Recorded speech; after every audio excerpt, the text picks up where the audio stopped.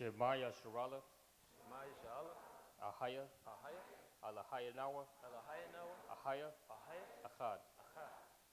Shemaya Sharala, Shemaya Shala, Ahaya, Ahaya, Alahaya Nawa, Alahaya Noah, Ahaya, Ahaya, Achad. Achad.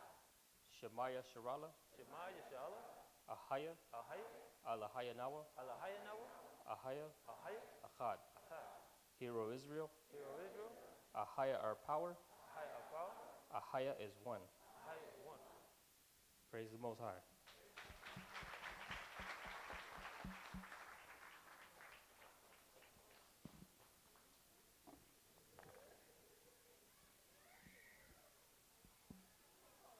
All right, let's turn over to Exodus, the 20th chapter.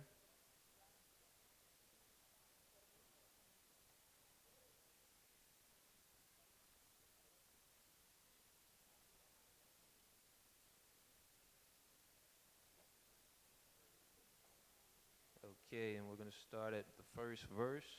And of course, I will read and then I'll signal for you to repeat.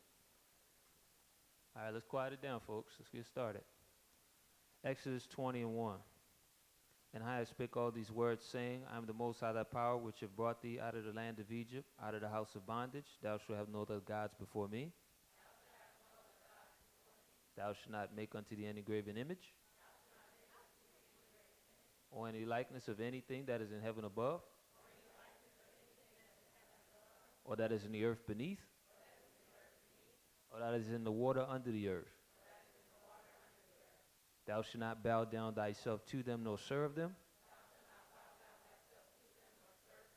For I hide thy power and my jealous power, visiting the iniquity of the fathers upon the children unto the third and fourth generation of them that hate me, and showing mercy unto thousands of them that love me and keep my commandments.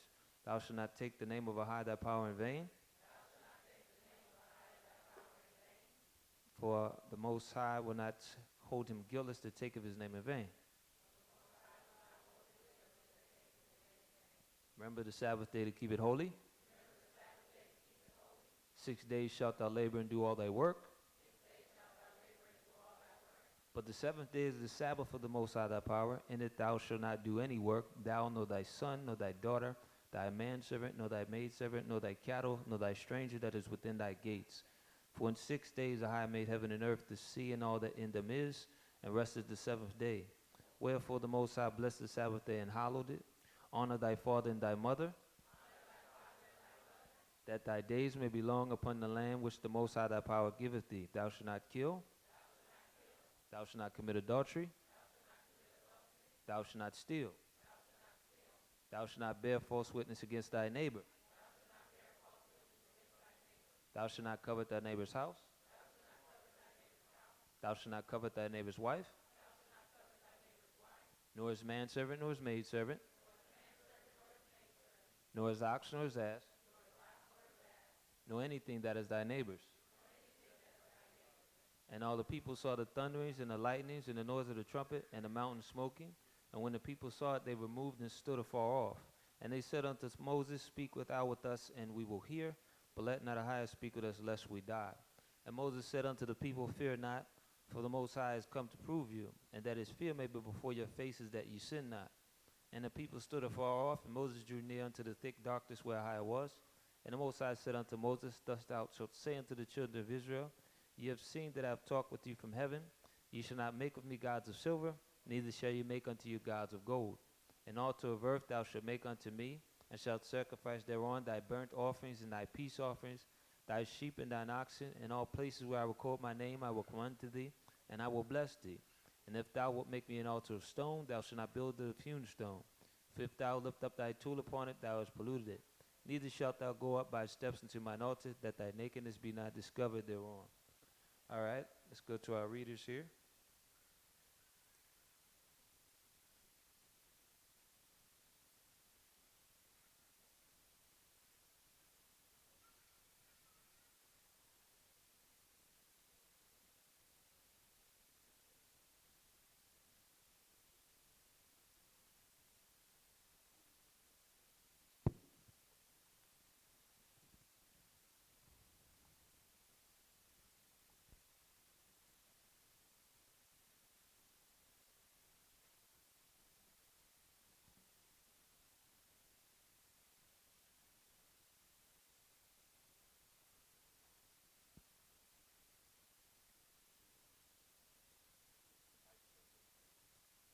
Mic check, 1, 2.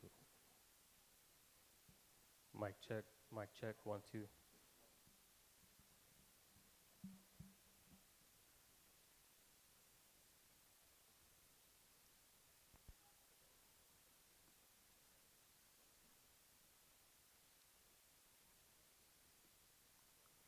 All right, who we got first here? Numbers 13.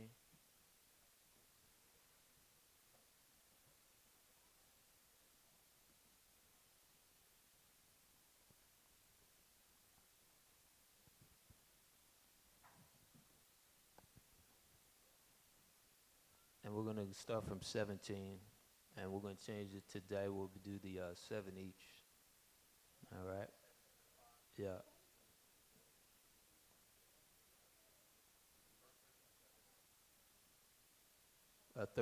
Chapter 7, 13, verse 17 of Numbers.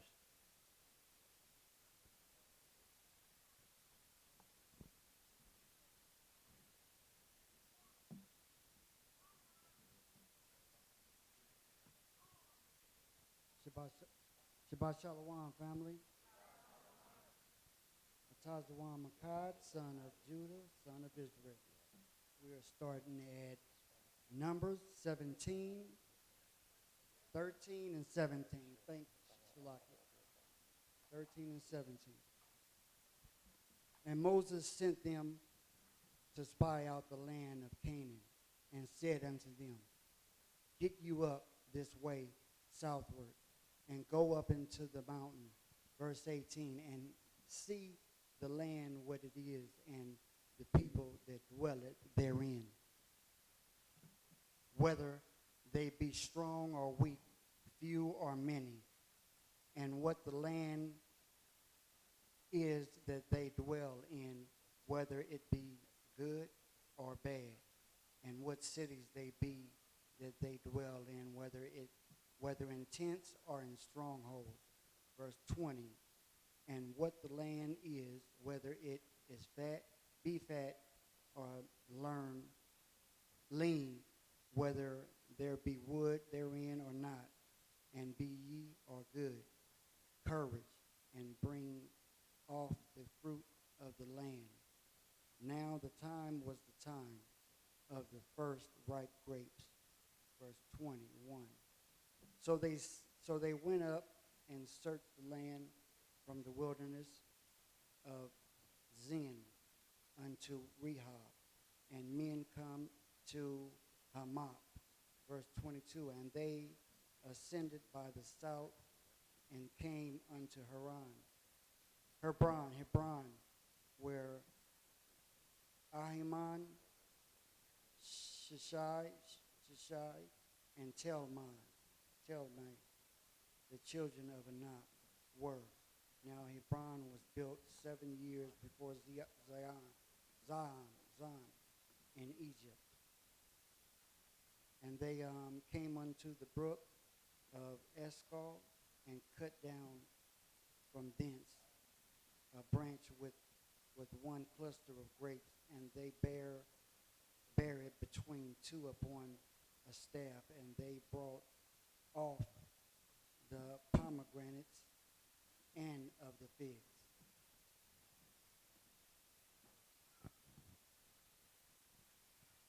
Shabbat Shalom. My brother Kiyah, House of Israel, tribe of Judah. This is verse 24. The place was called the brook Eshcol, because of the cluster of grapes which the children of Israel cut down from thence. And they returned from searching of the land after 40 days. And they went and came to Moses and to Aaron and to all the congregation of the children of Israel unto the wilderness of Paran and to Kadesh, and brought back word unto them and unto all the congregation, and showed them the fruit of the land. And they told him and said, We came unto the land whither thou sentest us, and surely it floweth with milk and honey, and this is the fruit of it. Nevertheless, the people be strong that dwell in the land, and the cities are walled and very great. And moreover, we saw the children of Anak there. The Amalekites dwell in the land of the south, and the Hittites, and the Jebusites, and the Amorites dwell in the mountains, and the Canaanites dwell by the sea and by the coast of Jordan. And Caleb stilled the people before Moses and said, Let us go up at once and possess it, for we are well able to overcome it.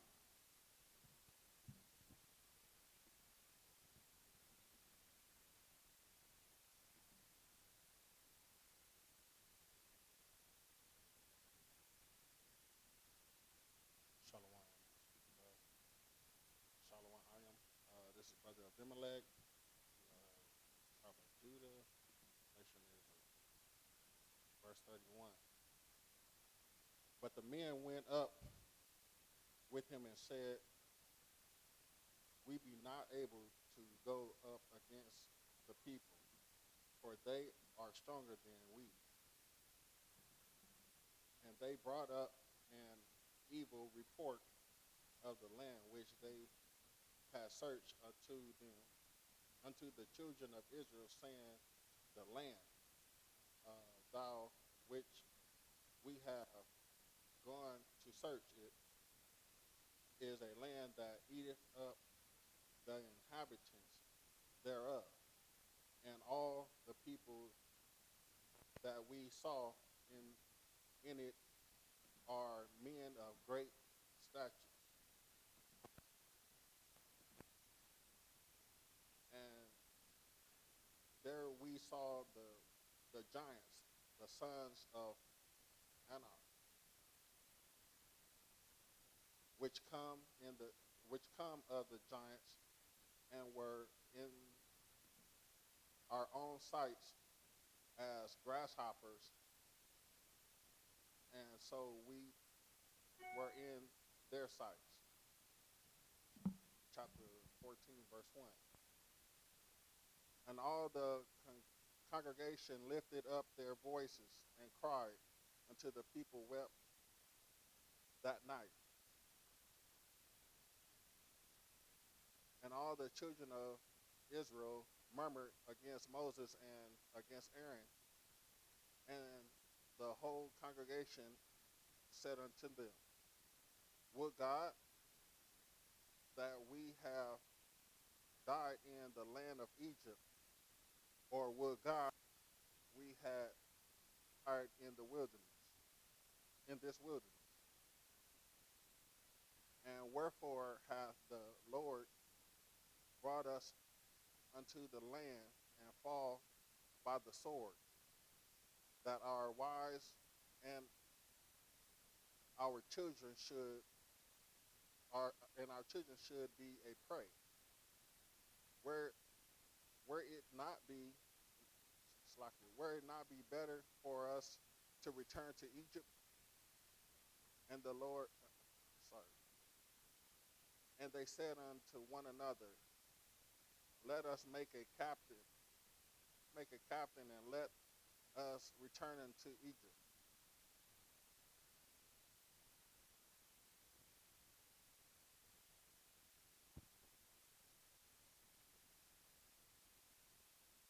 Shabbat Shalom, family. Brother Kazak Akia, tribe of Judah, house of Israel. Reading out of Numbers, chapter 14, verse 5. Then Moses and Aaron fell on their faces before all the assembly of the congregation of the children of Israel. And Joshua, son of Nun, and Caleb, the son of Jephunneh, which were of them that searched the land, rent their clothes. And they spake unto all the company of children of Israel, saying, The land which we passed thorough to search it is an exceeding good land. If the Most High delight in us, then he will bring us into this land, and give it us, a land which floweth with milk and honey. Only rebel not ye against the Most High, neither fear ye the people of the land, where they are bread for us. The defense is departed from them, and the Most High is with us. Fear them not. But all the congregation bade stone them with stones, and the glory of the Most High appeared in the tabernacle of the congregation before all the children of Israel. And the Most High said unto Moses, How long will this people provoke me? How long will it be ere they believe me, for all the signs which I have showed among them?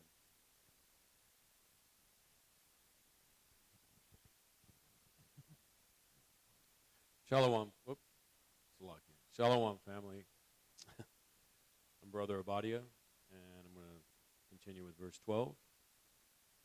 I will smite them with the pestilence and disinherit them, and I will make of thee a greater nation and mightier than they.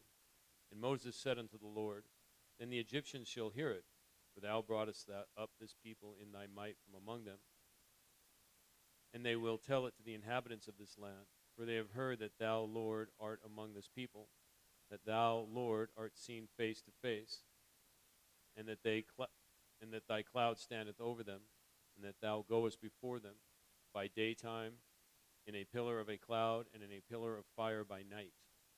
Now if thou shalt kill all this people as one man, then the nations which have heard the fame of thee will speak, saying, Because the Lord was not able to bring this people into the land which he sware unto them, therefore he hath slain them in the wilderness. And now I beseech thee, let the power of my Lord be great, according as thou hast spoken, saying, The Lord is long-suffering and of great mercy, forgiving iniquity and transgression, and by no means clearing the guilty, visiting the iniquity of the fathers upon the children unto the third and fourth generation.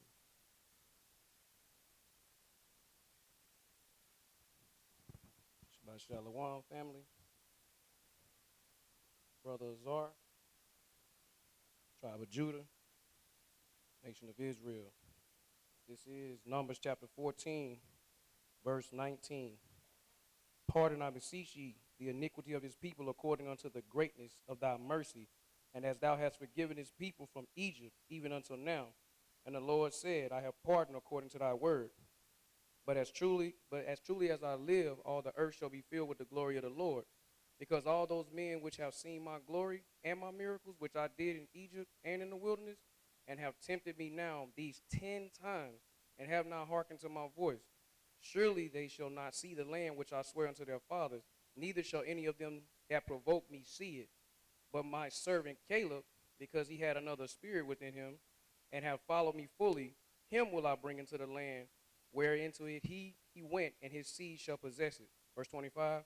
Now the Amalekites and the Canaanites dwell in the valley. Tomorrow turn you and get you into the wilderness by the way of the Red Sea.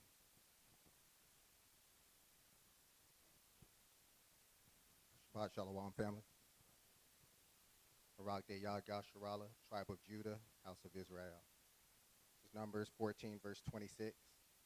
And the Most High spake unto Moses and unto Aaron, saying, How long shall I bear with this evil congregation which murmur against me? I have heard the murmurings of the children of Israel, which they murmur against me. Say unto them, As truly as I live, saith the Most High, as ye have spoken in mine ears, so will I do to you. Your carcasses shall fall in this wilderness, and all that were numbered of you, according to the whole number, from 20 years old and upward, which have murmured against me. Verse 30.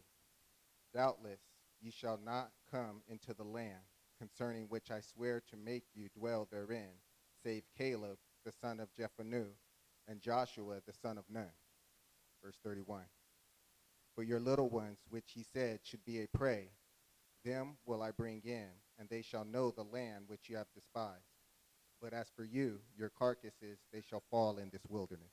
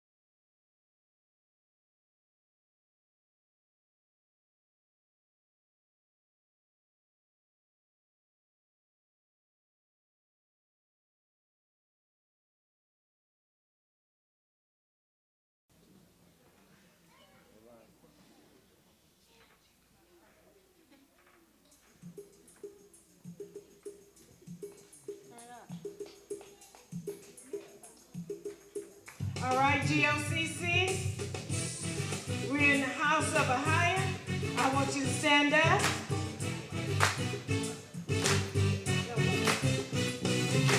And we're going to give the Most High some praise.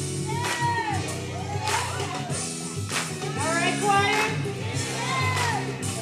When you come into His presence, lifting up the name of Shia, and you hear the music playing, and you see the people praising, just forget about your worries, let your troubles fall behind you. Don't you wait another minute, just get up and on your feet and get to dancing. Dance, sing it, jump and leap and get to shouting. Make it loud and make it glorious. Rejoicing, praising, lifting, ringing, shouting, louder, make His praise glorious. Come on, choir. Let's praise Him today. Come on. When you come into His presence, lifting up the name of Shia, and you hear the music playing, and you see the people praising, don't forget about your worries, let your troubles fall behind you. Don't you wait another minute, just get up and on your feet and get to dancing. Dance, singing, jumping, leaping, shouting, louder, glorious. Rejoicing, praising, raising, shouting, louder, make His praise. Dancing, singing, dancing, leaping, shouting, louder, glorious. Rejoicing,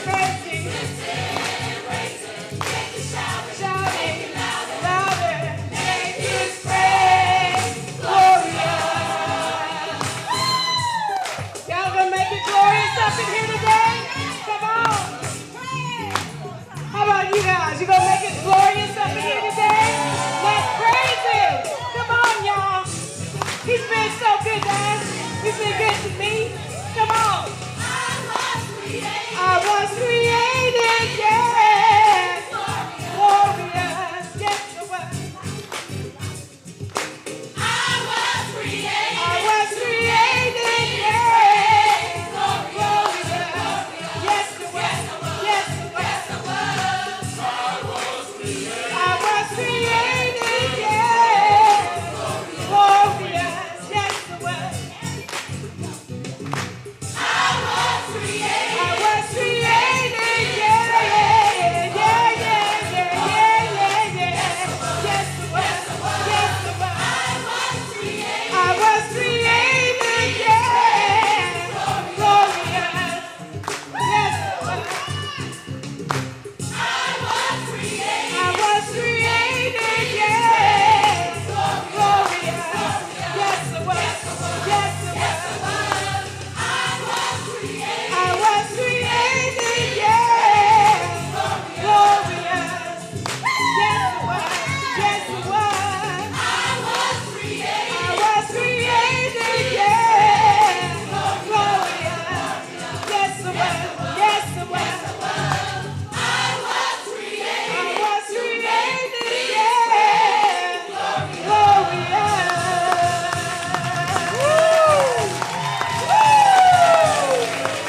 Glory.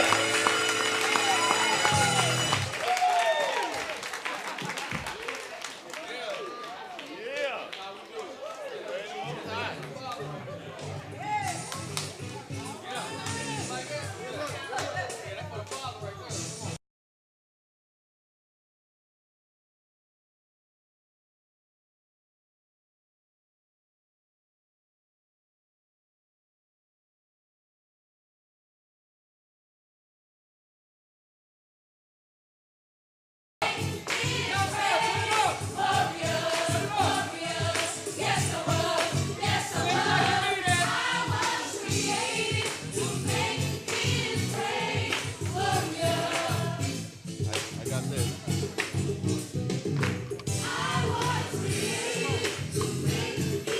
Keep going, keep going, keep going. Sorry, keep going. Keep going. Yeah, okay, sorry. Keep going. All right, that's fine, that's fine. Yep.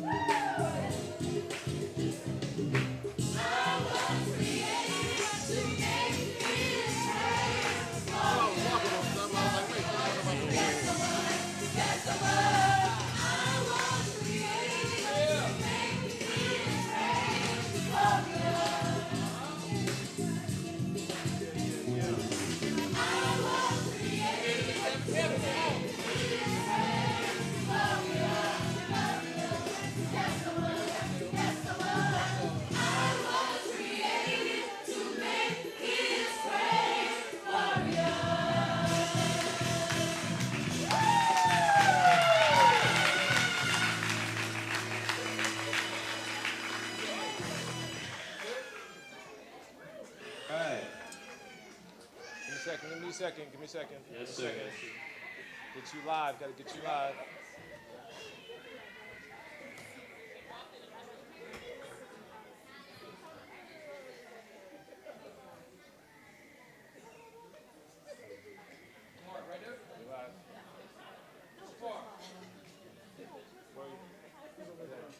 You good? Right there? Yeah, you good.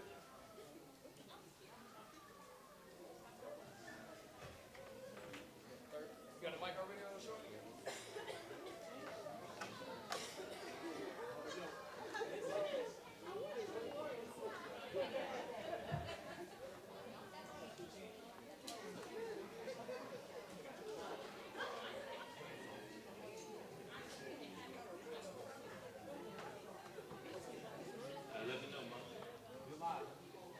Okay, we're going to go into the lesson now. Praise the Most High. And the lesson is about charity edifies. Charity edifies. Let's go to 1 Peter 4 and 1 through 9 first. We're else going to read the commentary on this one here.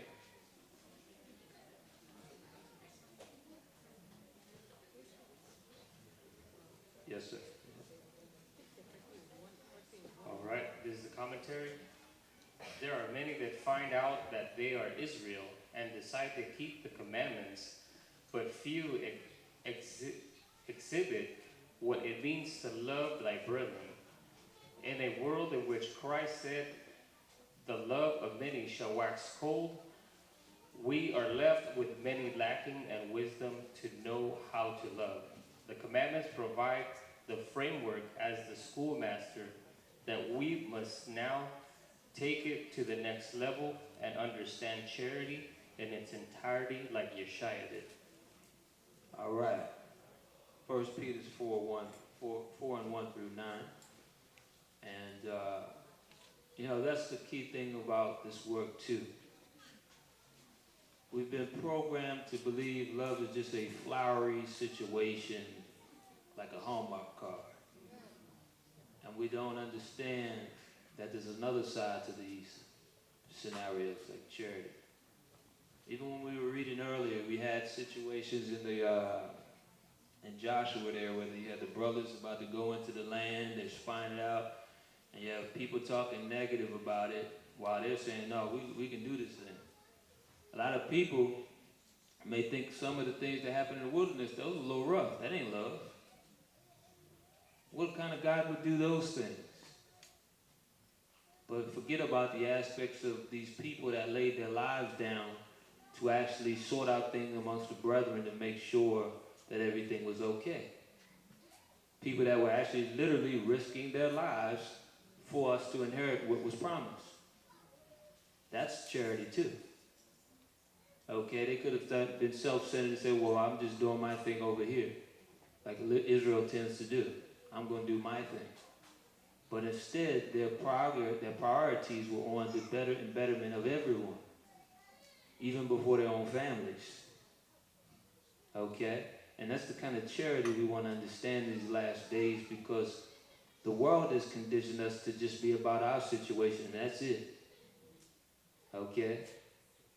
And that's going to cause us to fail in these last days of what we need to accomplish here. So let's go to this real quick. 1 Peter 4, 1 through 9. This is the book of 1 Peter, chapter 4, verse 1. For as much then as Christ hath suffered for us in the flesh, arm yourselves likewise with the same mind. For he that hath suffered in the flesh hath ceased from sin, that he no longer should live the rest of his time in the flesh to the lust of men, but to the will of the Most High. For the time past of our life may suffice us to have wrought the will of the Gentiles, when we walk in the lasciviousness, lust, excess of wine, revelings, banquetings, and in abominable idolatries, wherein they think it strange that ye run not with them to the same access of riot, speaking evil of you, who shall give account to him that is ready to judge the quick and the dead. For this cause was the gospel preached also to them that are dead, that they might be judged according to men in the flesh, but live according to the Most High in the Spirit. But the end of all things is at hand. Be ye therefore sober, and watch unto prayer, and above all things have fervent charity among yourselves, for charity shall cover the multitude of sins. Verse 9. Use hospitality one to another without grudging. All right. So the whole thing is to say, look, that he no longer should live the rest of his life in the flesh to the lust of men, but to the will of the Most High. A lot of times we end up walking in the truth based off of what our flesh is telling us to do, instead of what is written. And it gets us in trouble every time. Okay? Our flesh, like I said earlier when we read that, was keeping us out of that land. We weren't walking in the Spirit and thinking about, wait a minute, the Most High just shut down all of Egypt for us. What is it for him to kill, get rid of these few giants or whatever that is? They're nothing compared to him. Right? But with our carnal minds and our flesh, we have that same problem today. It causes us to doubt. It causes us to be against the work. All right? Let's see here. We're going to go to 1 Corinthians 8, 1 through 13. And it's funny because it says charity shall cover the multitude of sins. A lot of times the Most High overlooks some of the confusion of our past based on what we're doing now.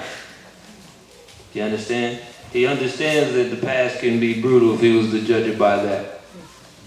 Okay, but the whole deal is if we start to do the right things going forward in the Spirit of Christ, he will have mercy on whom he have mercy on. Remember that. But again, that's the key part. You have to now go forward in it. You can't keep playing around and doing what you want to do and think that it's all good. You eventually have to put your flesh down. Okay? Let's read that, please.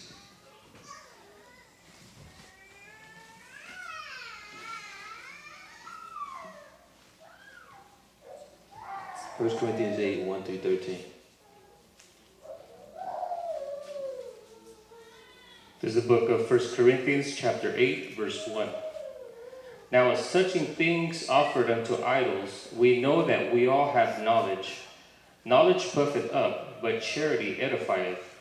And if any man think that he knoweth anything, he knoweth nothing yet as he ought to know. But if any man love the Most High, the same is known of him. As concerning therefore the eating of those things that are offered in sacrifice unto idols, we know that an idol is nothing in the world, and that there is none other power but one. For though there be that are called gods, whether in heaven or in earth, as there be gods many and lords many, but to us there is but one God, the Father, of whom are all things, and we in him, and one Lord, Yeshua Mashiach, by whom are all things, and we by him. Howbeit, there is not in every man that knowledge. For some with conscience of the idol unto this hour eat it as a thing offered unto an idol, and their conscience being weak is defiled. Verse 8. But meat commendeth us not to the Most High, for neither if we eat are we the better, neither if we eat not are we the worse. But take heed lest by any means this liberty of yours become a stumbling block to them that are weak. All right, so you have to be careful with the things you use under grace and operating, doing the work or whatever, what they may appear to with someone young in the truth. You have to be more responsible. A lot of people, for example, they say, okay, well, Christ drank wine, so I'm going to drink wine. And then they get into the aspects of doing a little too much around those that may be weak in that area. And now that person's back in their old worldly ways based off of what they saw out of you. You're not living your life anymore for yourself. You have to set the example. And see, that's the foolishness that's going on in this world. We think that it's all just about us. When the reality is that even just like a child, if you raise that child up, they're going to get what you do before they get what you say. If you're telling them not to do certain things, that's evil, and then you're doing the same exact thing, they're going to do what they saw you do. It's the same thing with the truth. When new people come in, if you're sitting there telling them, all right, don't deal with drugs, don't drink, or be a drunkard, should I say, and then that's what they see you do, they're going to do the same thing. And worse. If you're dealing with the spirit of lust, oh yeah, that's one right there, boy. She's beautiful. They see you doing that foolishness, they're going to be worse than you.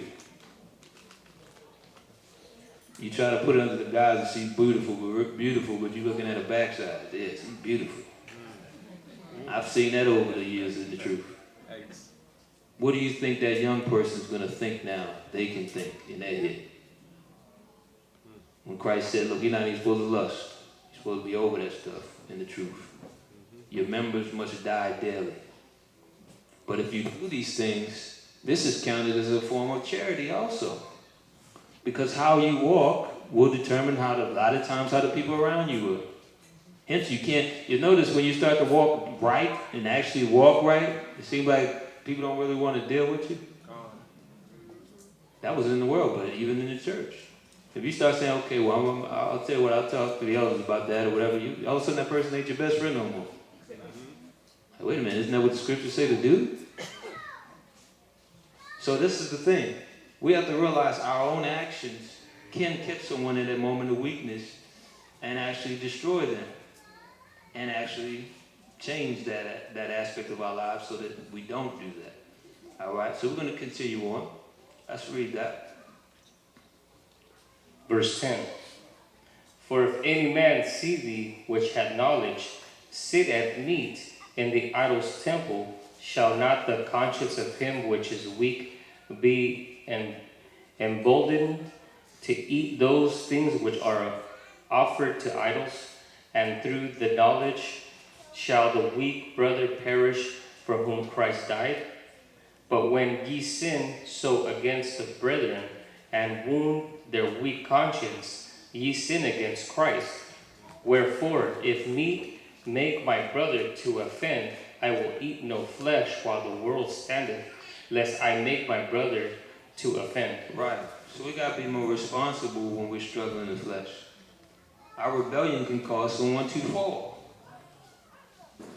Stop looking at it like it's just you. Okay? And that's deep because, look, you sit in the temple, oh man, all the meat is made the same. Most High made all of it. And yeah, you may be accurate on that part, but now your brother sees you doing that, and they're up in the temple every week, part of all the foolishness going on, because there used to be some crazy stuff going on in the temples.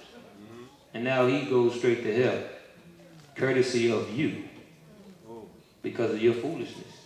Again, when a person is young in the flesh, and they're still learning this walk, how you walk will influence how they're going to do things. 9 chances out of 10. If you're a murmurer, they're going to see that's cool. Okay, no consequences of that. They'll become a murmurer. Okay, even though we know there was penalties for that in the wilderness, and it will be dealt with. If you're someone, like I said, dealing with lust, any kind of confusion, that person will actually receive that into them, and now become even worse than you are.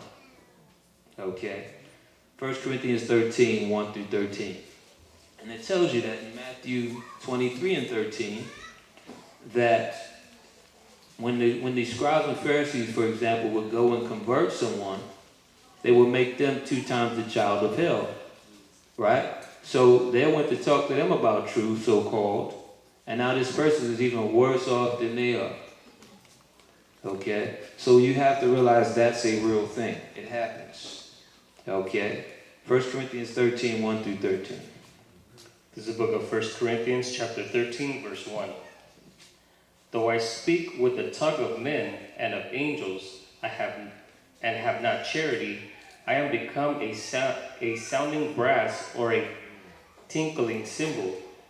And though I have the gift of prophecy and understand all mysteries and all knowledge, and though I have all faith, so that I could remove mountains and have not charity, I am nothing.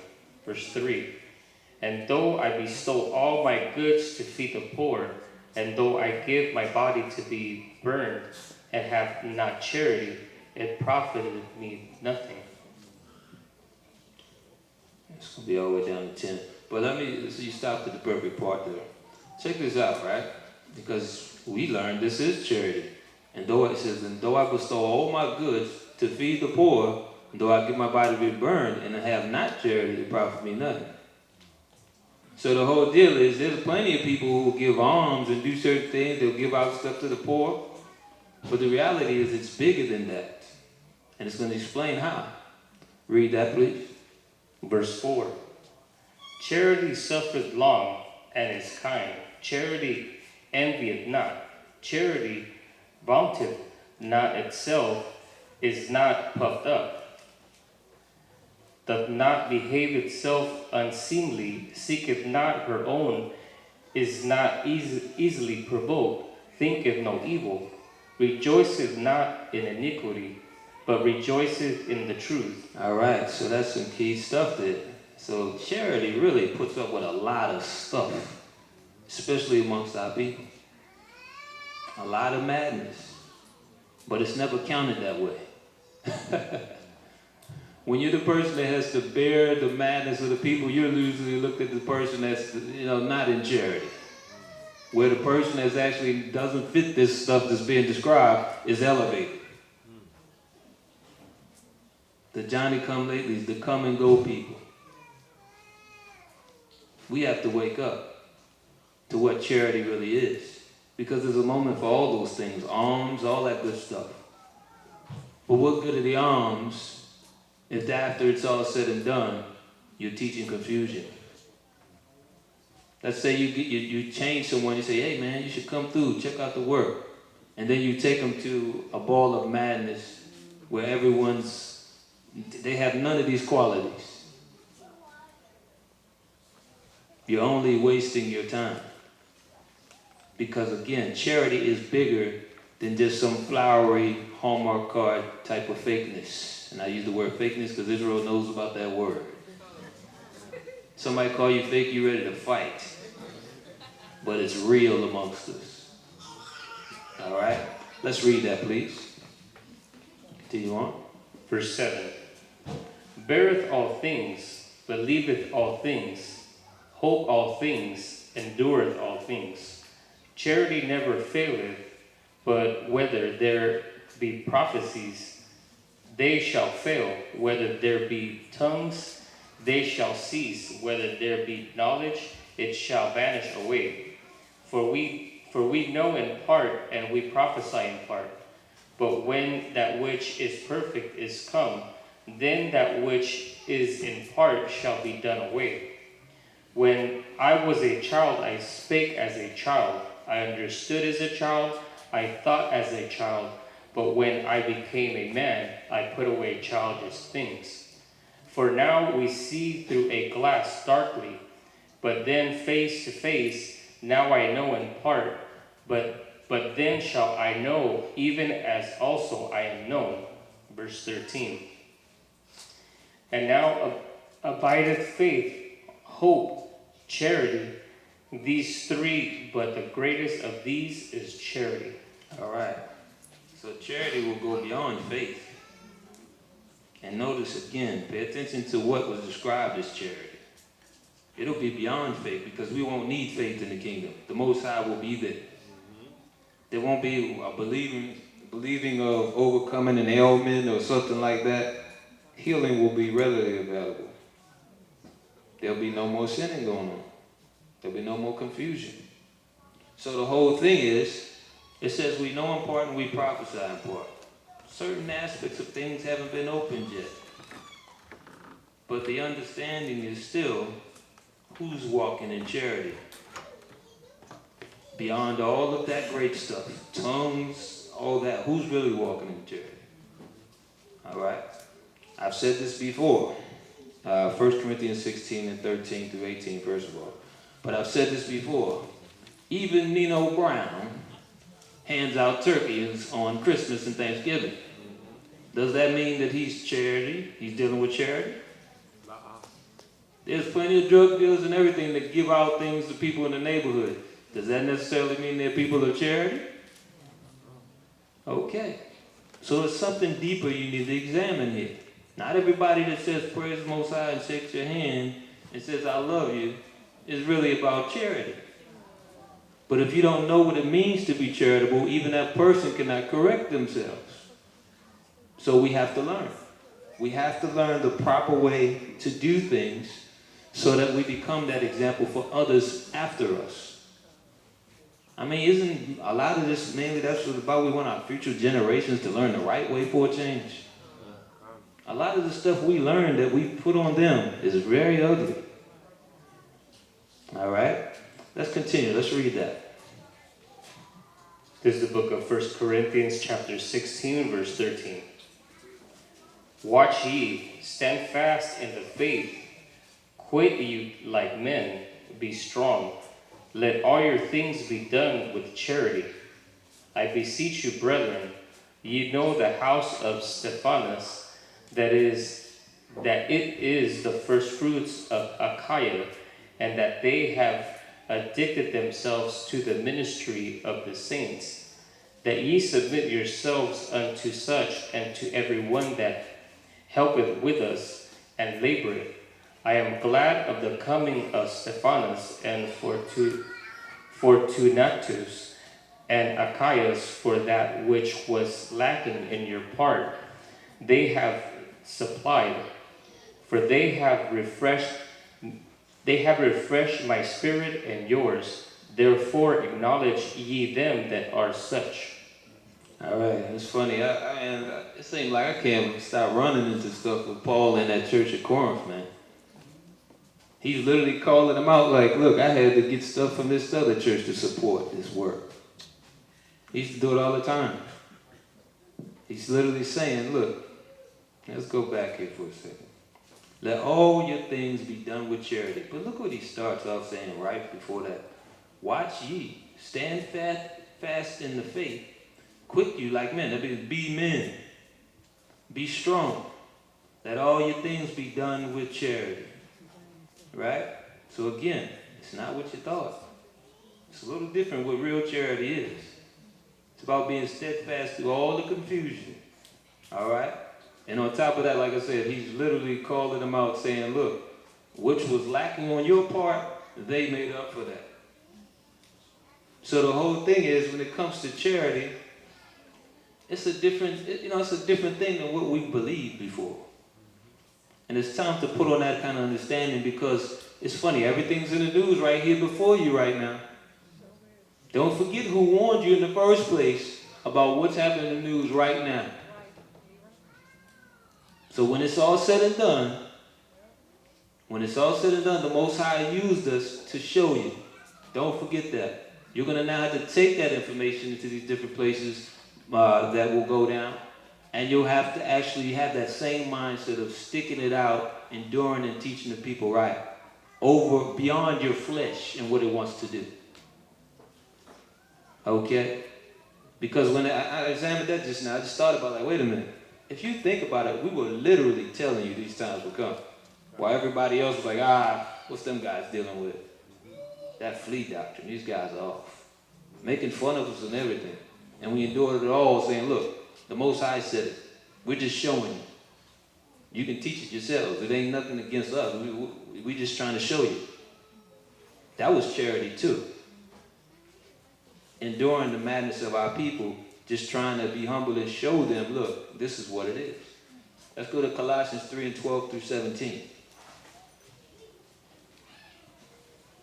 You're going to need it. You're going to need that. And look, this ain't, he was talking to men in this context, but understand, if you're a sister too, you're going to have to stand in these last days as a strong sister like you've seen in this book.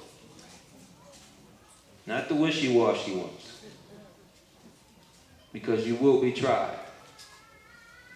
And if your flesh gets in the way, you will fall. It's just that simple. All right?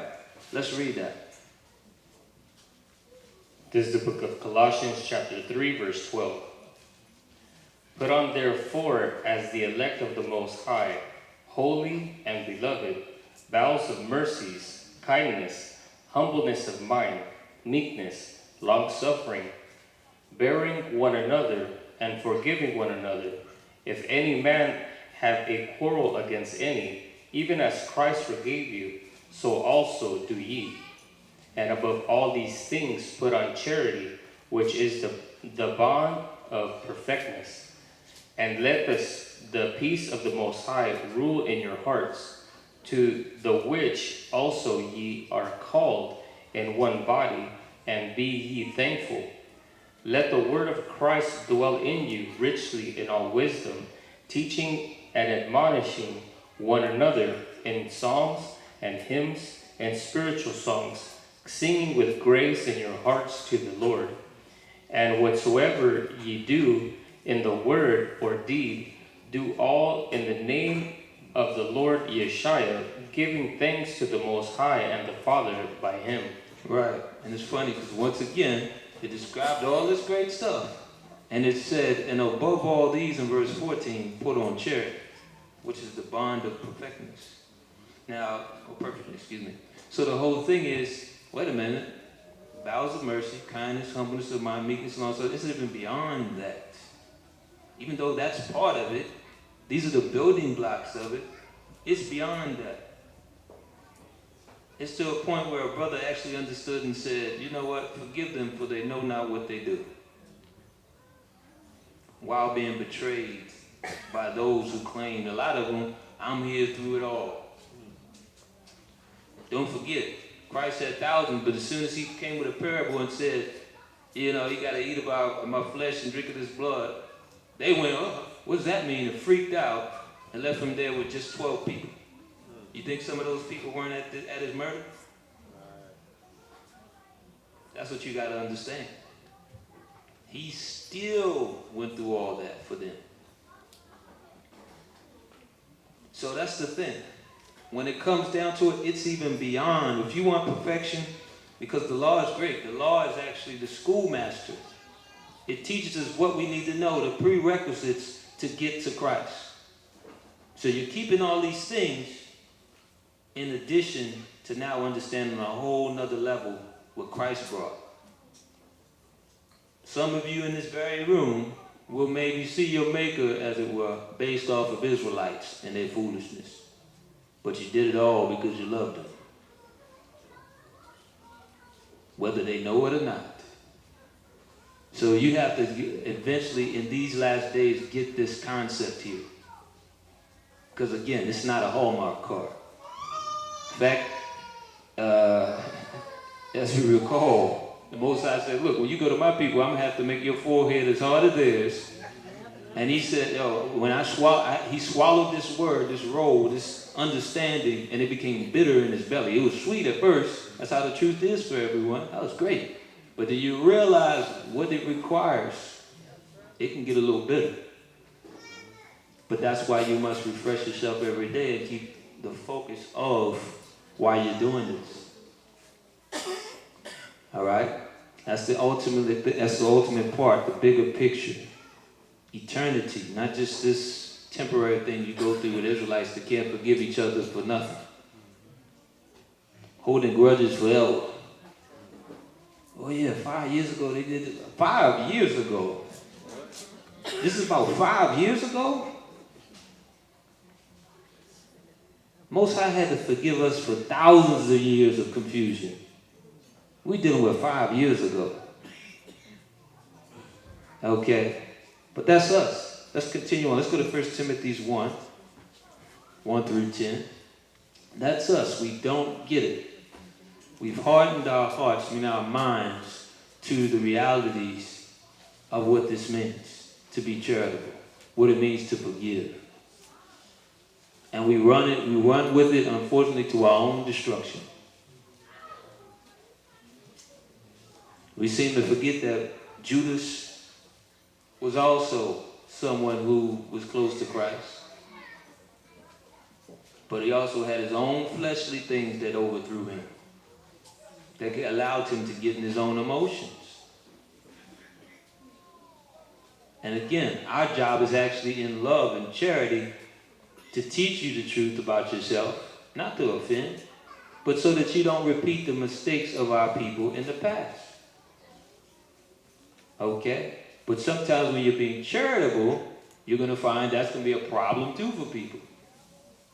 Because the reality is our flesh is what it is. We must overcome it. It's a serious block to our spiritual growth. All right? Read that, please. This is the book of 1 Timothy chapter 1, verse 1.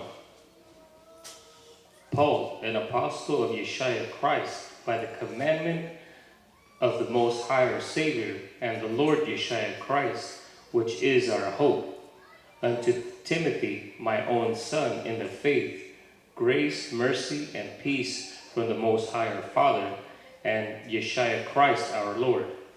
As I besought thee to abide still at Ephesus when I went into Macedonia, that thou mightest charge some that they teach no other doctrine, neither give heed to fables and endless genealogies, which minister questions rather than godly edifying which is in faith, so do. Now the end of the commandment is charity, out of a pure heart, and of a good conscience, and of faith unfeigned, from which one having swerved have turned aside unto vain jangling, desiring to be teachers of the law, understanding neither what they say nor thereof they affirm. But we know that the law is good if a man use it lawfully, knowing this, that the law is not made for a righteous man, but for the lawless and disobedient, for the ungodly and for sinners, for unholy and profane, for murderers of fathers and murderers of mothers, for manslayers, for whoremongers, for them that defile themselves with mankind, for the men stealers, for liars, for perjured persons, that if there be any other thing that is contrary to sound doctrine. All right. So remember, I said earlier, the law is the schoolmaster to bring us to Christ, as the scriptures say. So it's there to give you that baseline. It wasn't really written for those doing the right thing, okay? It was given so that those that are wicked could check themselves and do right from here on out. Now, these are the things the Most High says are incorrect.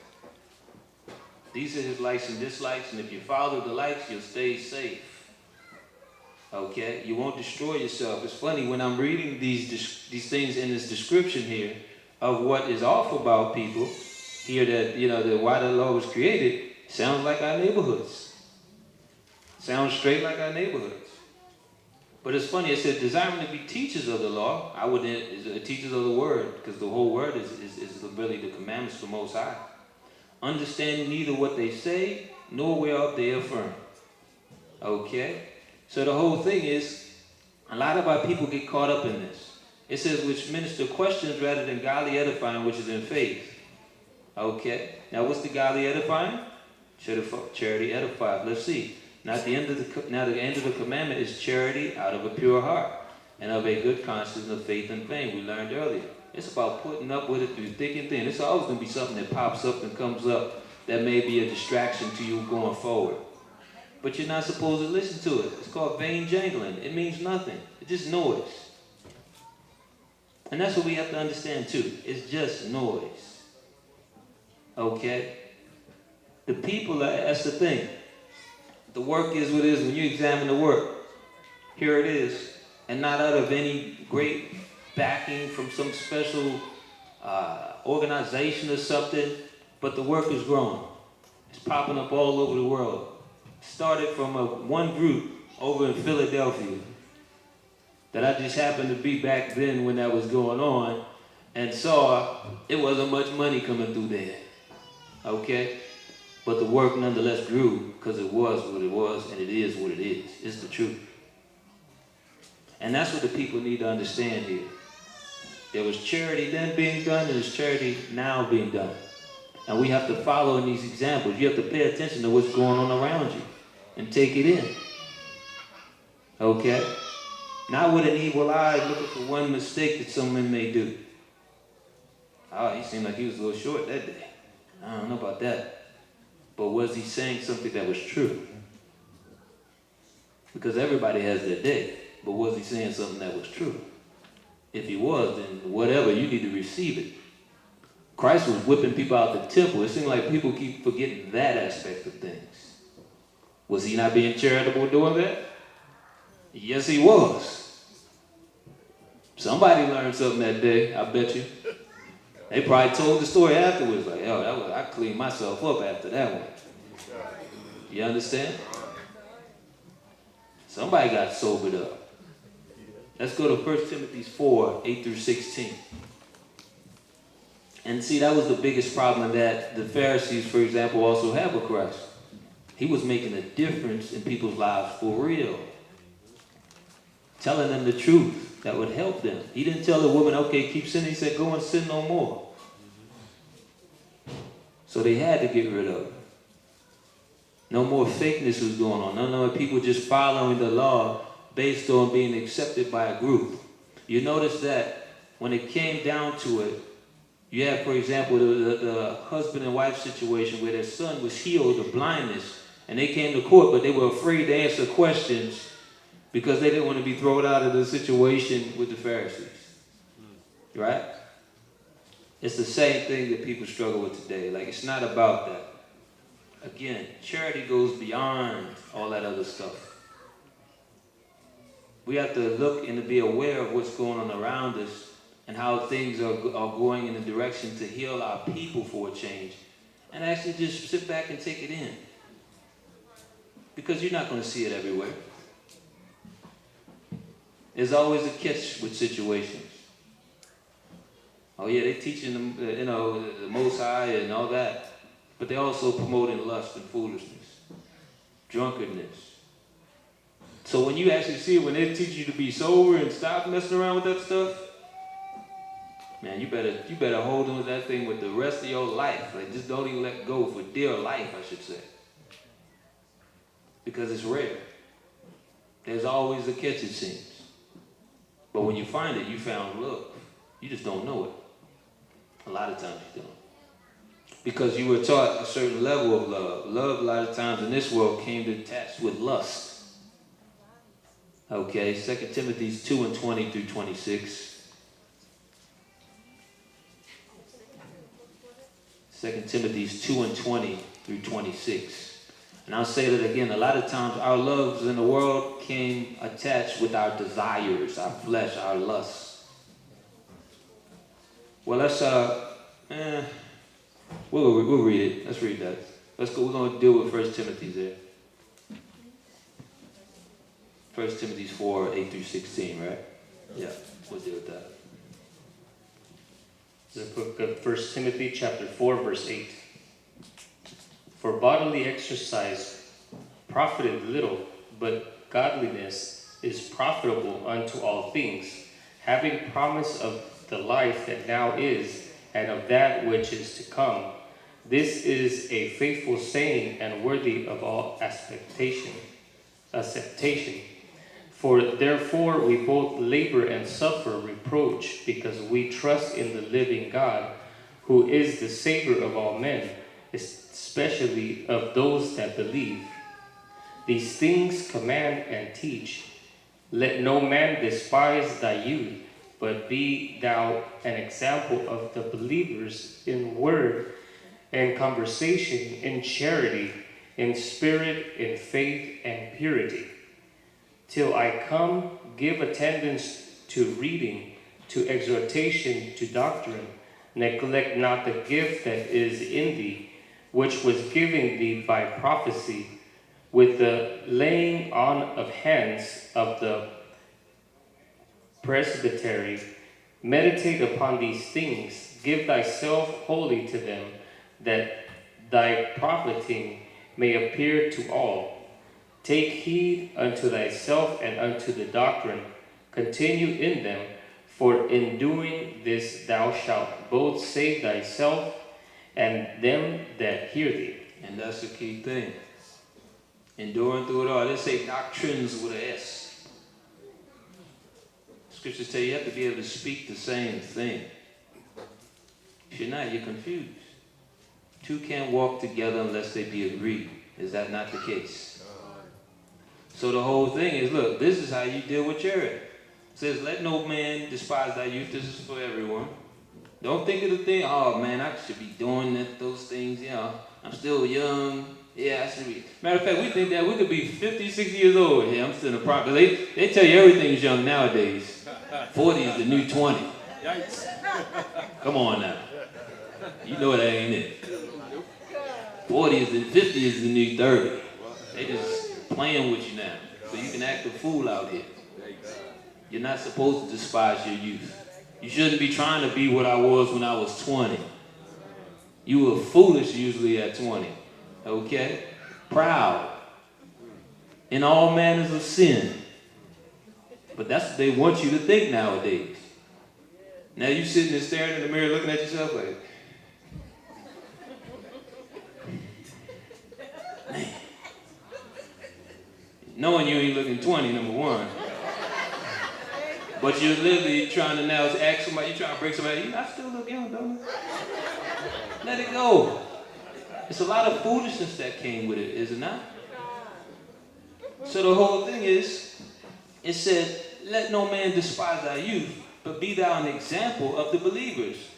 Go forward and be an example. You shouldn't be trying to, if you're an older person, you shouldn't be trying to still, talk the same lingo and, be a certain type of way when you're with the younger people. They're supposed to look to you as an example of what it means to be an older person. A positive example. But we have a complex we've been given. An arrested development, as they say, where we're stuck at a certain age and think we always are supposed to be there and exude that type of energy, that kind of example. All right? It says here, examples of the believers in word, in conversation. So everything you do should set the example of what's supposed to be righteousness with Christ. All right? In charity, in spirit, in faith, in purity. A lot of us, even our faith has to step it up a bit. We sound panicked like when we were 20. What do I do? What do I do? You just bugged out, no answer. So you run into your mom and daddy. What do I do? This happened to me. We have to start to put on that type of spirit too. There used to be a time you go to the elders and they were just confident. No, we're good. This is fine. The Most High is with us. We just relax. It'll be okay, baby. And you get that kiss from grandma or whatever. It'll be all right. You freaking out because you're 20. Or whatever age you're, a young age, you understand? Not understanding what she's saying here. That's what we have to get back to. That's real love. That's charity. All right? Long suffering. Now let's go to 2 Timothy 2 and 20 through 26.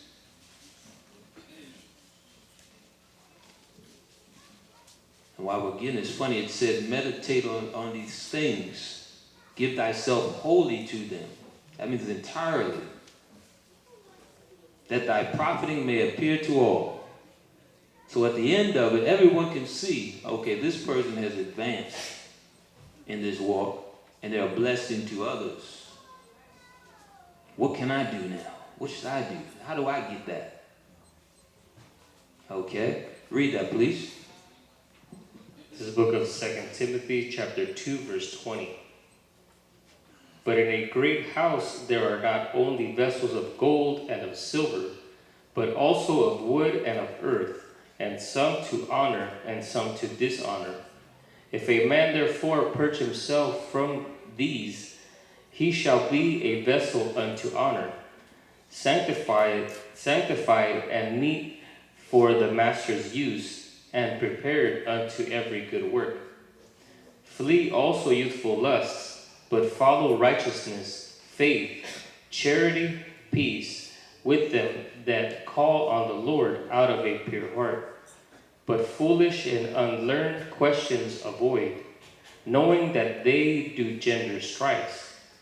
And the servants of the Lord must not strive, but be gentle unto all men, apt to teach, patient, and in meekness, instructing those that oppose themselves, if God peradventure will give them repentance to the acknowledging of the truth.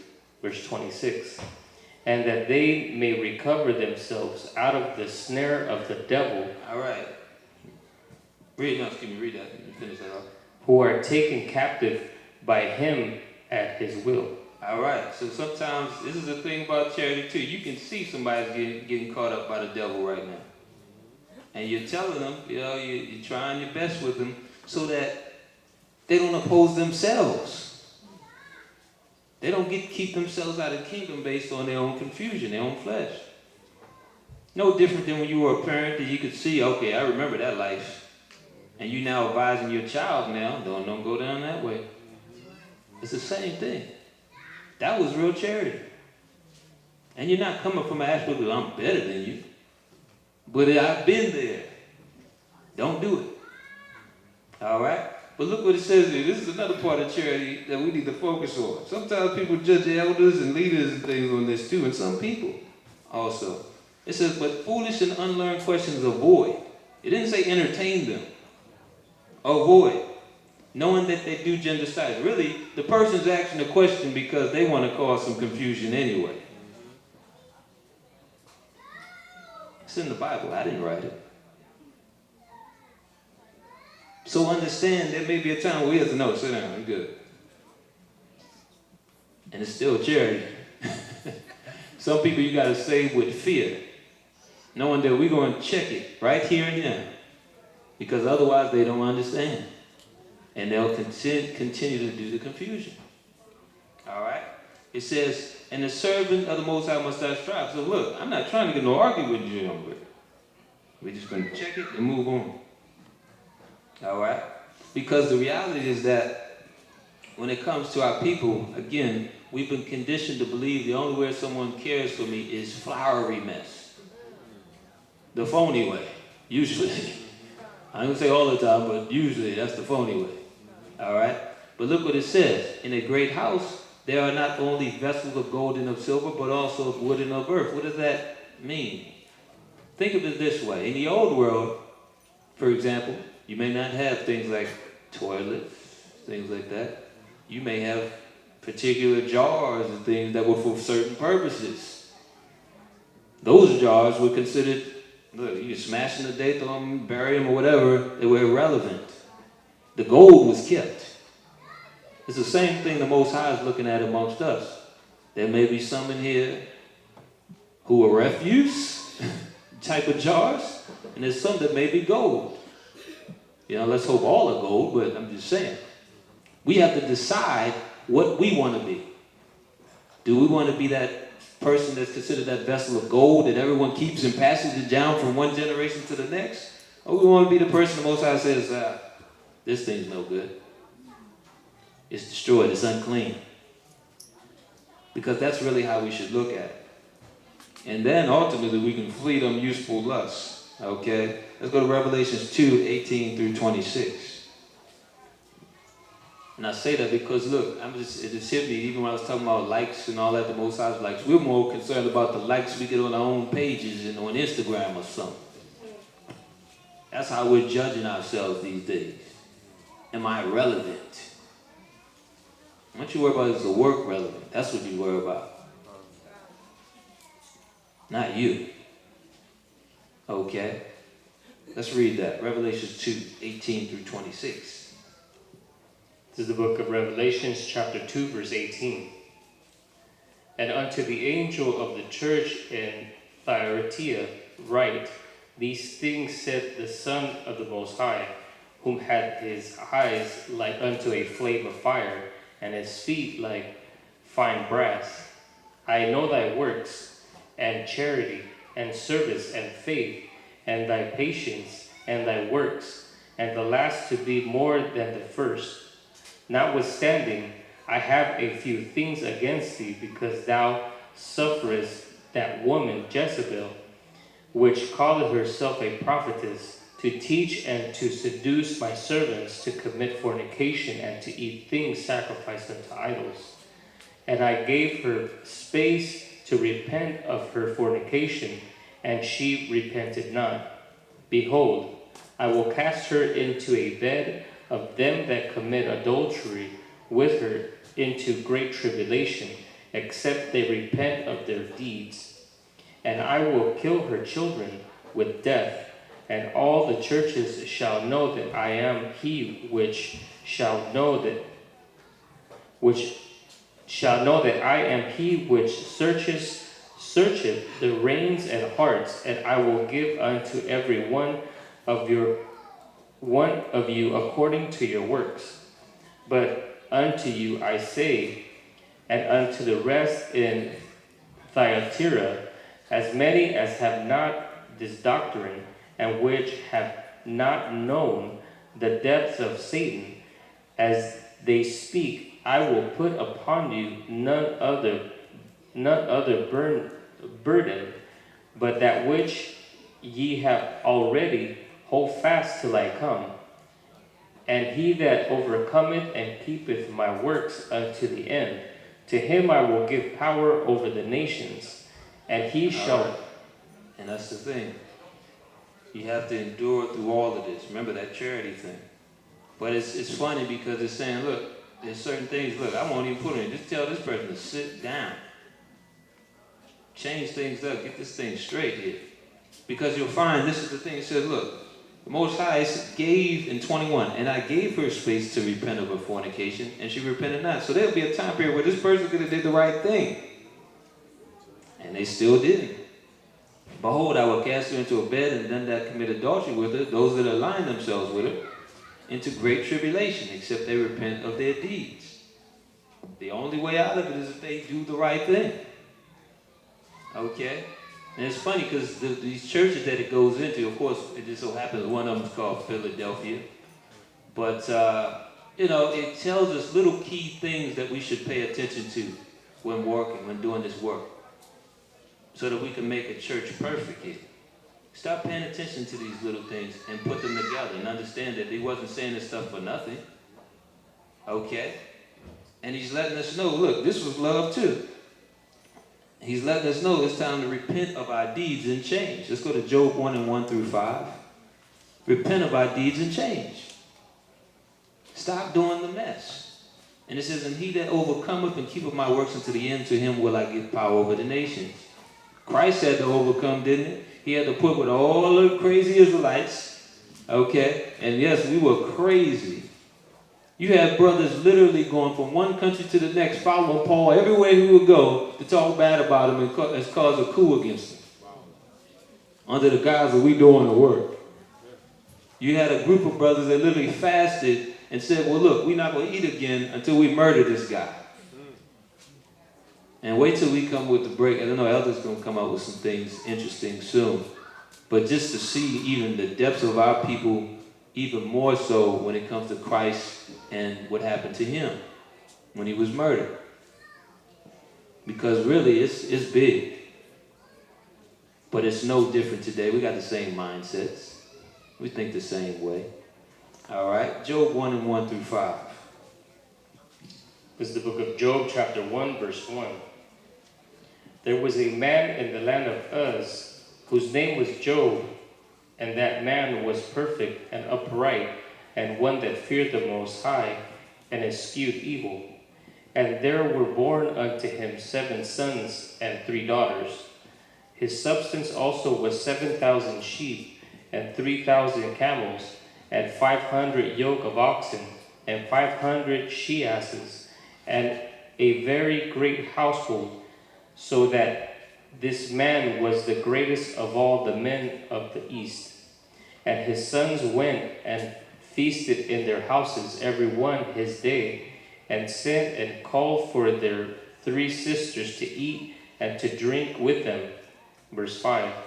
And it was so, when the days of their feastings were gone about, that Job sent and sanctified them, and rose up early in the morning, and offered burnt offerings according to the number of them all.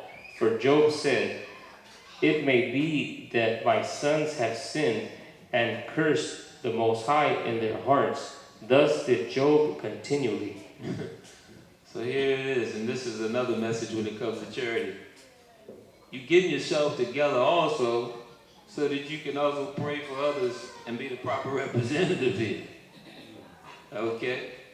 That's the thing. Here it is, Job was actually doing feasts, he's doing the sacrifice and stuff for people. It ain't got nothing to do with him. They doing the mess. Had to make sure they were covered too. Let me say, Most High, look, forgive them. I don't know what they're doing. If they messing up, to forgive them. There's a lot of times you're going to be in that situation if you're doing right. You may fast and then realize, okay, let me throw this person into the prayers because they've been going through something. You understand? That's charity too. All right? And that's the thing. We have to realize that we have to live for others. We have to live for others. A lot of times we may fast for the small things in our lives, but then we forget that also when you're doing it for others. Okay? Jeremiah 31, 2 through 4. And we know Job was on point. The Most High loved Job, man. But he still had those around him, unfortunately, that he still had to do some sacrifices for. You know? And it's the same thing in our lives, even our family members. Some of them not pulling right now. They ain't with this yet. But that's why you have to set the example now. And sometimes that's what we do in prayer. We say, so that person can be an example. So that maybe, just maybe, there'll be room at the table for them eventually to get this thing right. All right? Read that, please. This is the book of Jeremiah, chapter 31, verse 2. Thus saith the Most High, the people which were left of the sword found grace in the wilderness, even Israel, when I went to cause him to rest. The Most High hath appeared of old unto me, saying, Yea, I have loved thee with an everlasting love. Therefore with loving kindness have I drawn thee. Again I will build thee, and thou shalt be built, O Virgin of Israel. Thou shalt again be adorned with thy tabrets, and shalt go forth in the dances of them that make merry. Verse 5. That's it right there. So here it is. Time and time again, the Most High showed true love, true charity with us. We can't forget that. Micah 6, 7 through 9. We can't forget that. In our speed to deal with people harshly in the sense that we can't forgive and all this stuff, we forget how many times, for crying out loud, he forgave us. Still saying, just turn to me, man. You'll find your rest here you're looking for. Too many of us call up, man, the job, they done did this and that, and hell, I don't know what to do with this or that. And here he's saying, look, all day long he stretched his hand out to a stiff-necked people, gainsaying people. And look, we can take an example out of the book for that. Like I said, too many people still on this, well, they did something to me, so I can't forgive. I got to go about my business. Foolishness. That means you don't want forgiveness from the Most High. That's really what that means. All right? You would like it, but you can't expect it, I should say. All right? Read that, please. We're almost wrapping this up here. This is the book of Micah, chapter 6, verse 7. Will the Most High be pleased with thousands of rams, or with 10,000s of rivers of oil? Shall I give my firstborn for my transgression, the fruit of my body for the sin of my soul? He hath showed thee, O man, what is good, and what doth the Most High require of thee, but to do justly, and to love mercy, and to walk humbly with thy power. And the Most High's voice cried unto the city, and the man of wisdom shall see thy name. Hear ye the rod, and who hath appointed it? Right, hear Christ, and who hath reported it, and hear the law. Okay, ultimately, and who put it in place. That's how you're going to deal with that mercy from him. And it says, look, shall I give my firstborn for my transgression, the fruit of my body for the sin of my soul? Here's the beauty of it. The Most High sent his own. Don't forget that. He sent his own. He's not even asking you to do that. You understand? Even when Abraham tried to do it, because he told him to, he said, no, hold on to that. I got my own sacrifice here for you. So he's not even asking for that much. Okay? He's not asking for much. Charity is an example that the example we could take of charity is just the way the Most High dealt with us for these years. Luke 23, 27 through 35. Because you'll have people say, is that a just God? When you bring him the truth and stuff. He would do that. Do you know how much he put up with it before doing that? We were murdering our own babies and we do it today. But yet somehow we think that we're not deserving of some kind of, harshness as people think it is. How come we don't look at our own confusion, but yet we judge the Most High based on what he had to do because of our own confusion? Because we don't understand that charity. All right? 23 and 27. This is the book of Luke, chapter 23, verse 27. And there followed him a great company of people and of women, which also bewailed and lamented him. And Yeshua turning unto them said, Daughters of Jerusalem, weep not for me, but weep for yourselves and for your children. For behold, the days are coming in which they shall say, Blessed are the barren and the wombs that never bare, and the paps which never gave suck. Then shall they begin to say to the mountains, Fall on us, and to the hills cover us.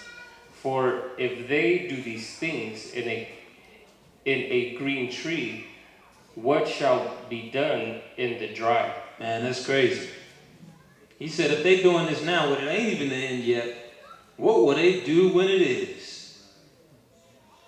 Right? Because look, he's actually describing the end right here, 30. Then they begin to say to the mountains, fall on us, and to the hills, cover us. They're going to be ducking and diving, trying to hide from what's about to happen. In those days, we're there. We are there. And let's check it out. Even in this time, you could use this same scripture. Like, look, if everything's good, you can still watch Netflix and all this messed stuff. You know, if you can still do all this great stuff and get your fast food and all this stuff, what will you do when you have none of that?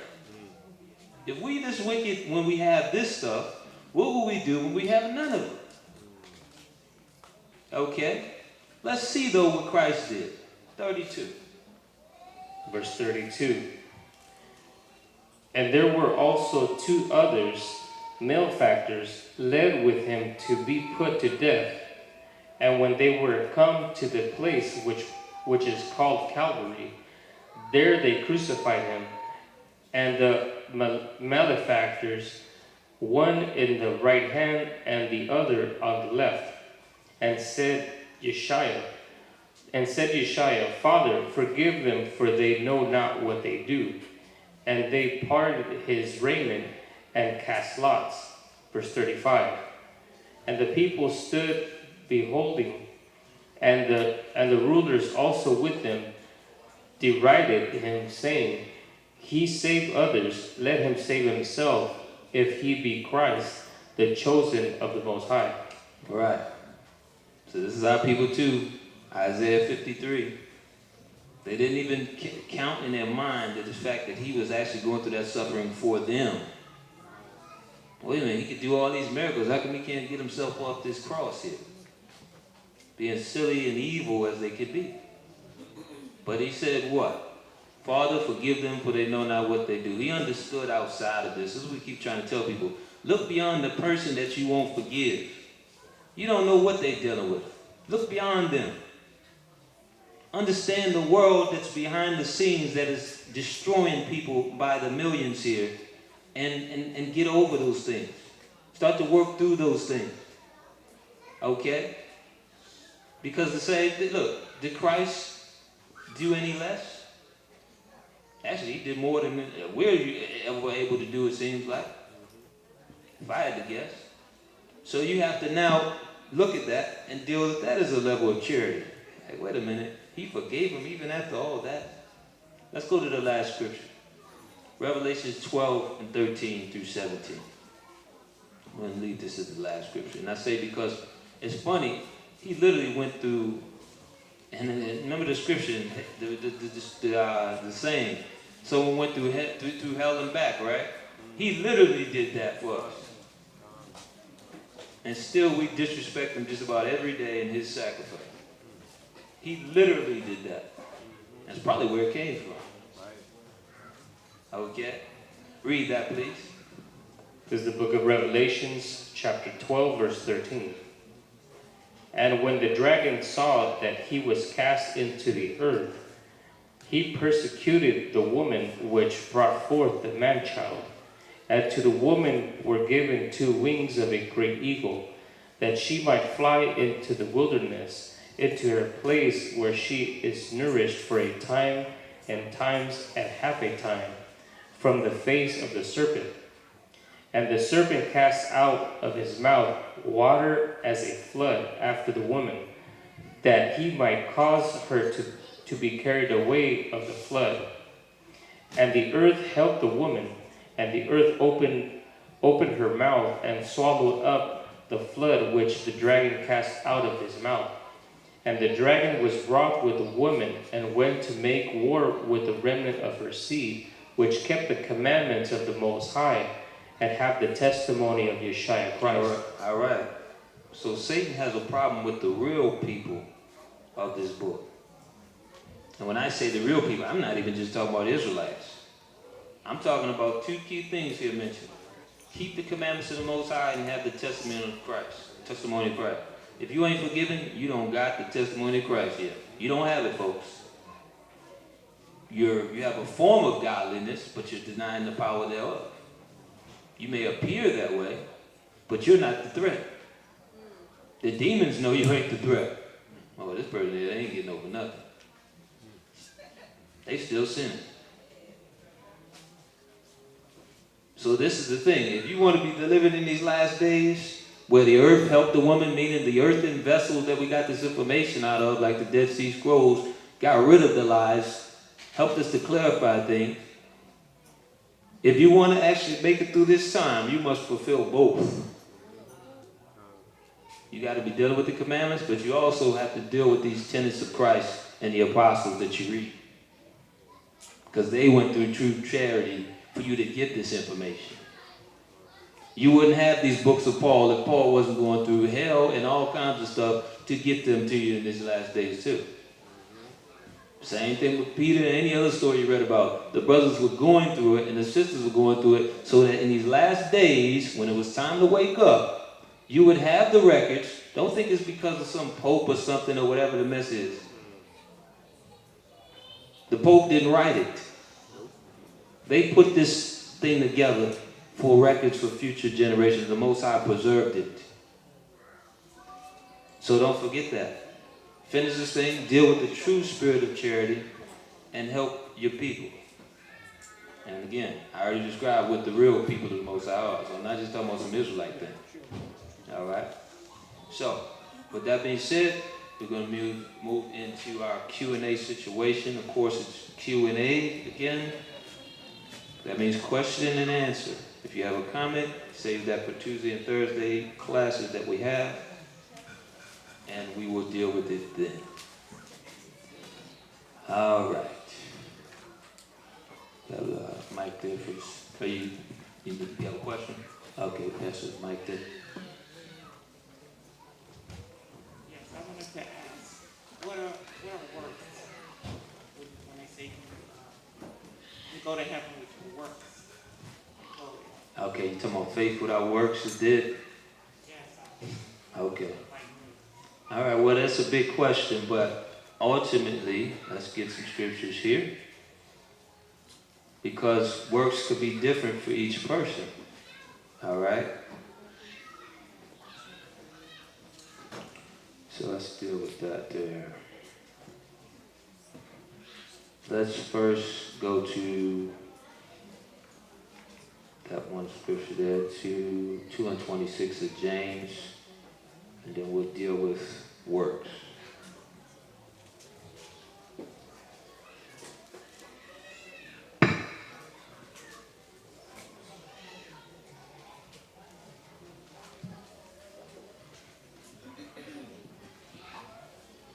This is the book of James, chapter 2, verse 26. For as the body without the spirit is dead, so faith without works is dead also. All right. So the whole thing is, you can't say that you believe and you're not dealing with works. Now let's deal with certain levels of work. All right. Let's go to 1 Corinthians 12 and 27.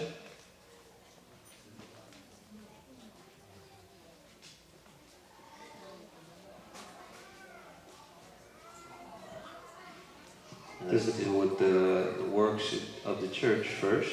Go ahead. 1 Corinthians chapter 12, verse 27. Now ye are the body of Christ and members in particular, and the Most High hath set some in the church, first apostles, secondary prophets, thirdly teachers, after that miracles, then gifts of healing, helps, governments, diversities of tongues. All are apostles, Are all prophets? Are all teachers? Are all workers of miracles? Have all the gifts of healing? Do all speak with tongues? Do all interpret? But covet earnestly the best gifts, and yet show I unto you a more excellent way. All right. Now check this out. It continues down to say even more excellent than all of that is charity. Funny enough. All right.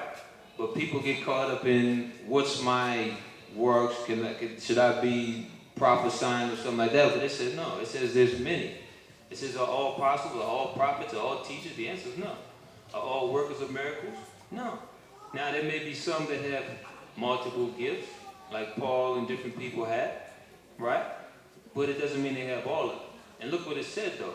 The part that people miss, which is a big work, it says after that miracles in 28, then gifts of healing helps governments, diversity of tongues. A lot of times with our people, even though it's been going great here, we don't want to help unless we get some notoriety for it. Unless we get a pat on the back and shout outs. We don't want to help. But that's actually a part of the fruits of the Spirit too. All right? Now, let's go into another part of the work, which hits more close to home with people. Let me go here 1 second. Went past it. All right, read Ephesians 5 and 10. Matter of fact, start at 9.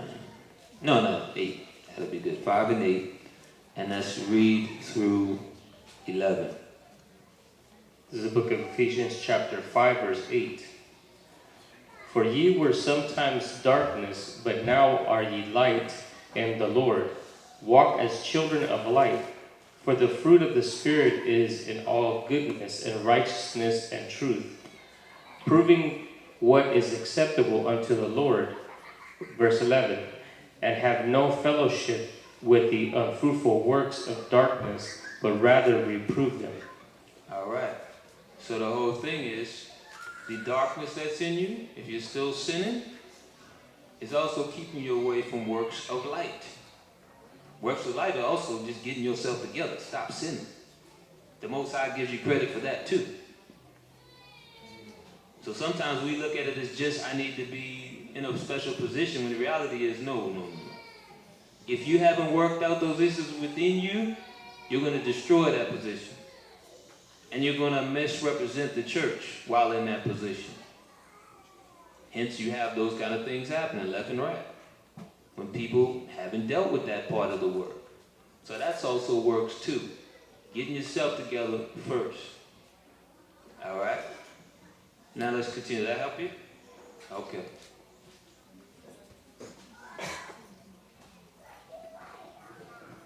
Shalom, Elder.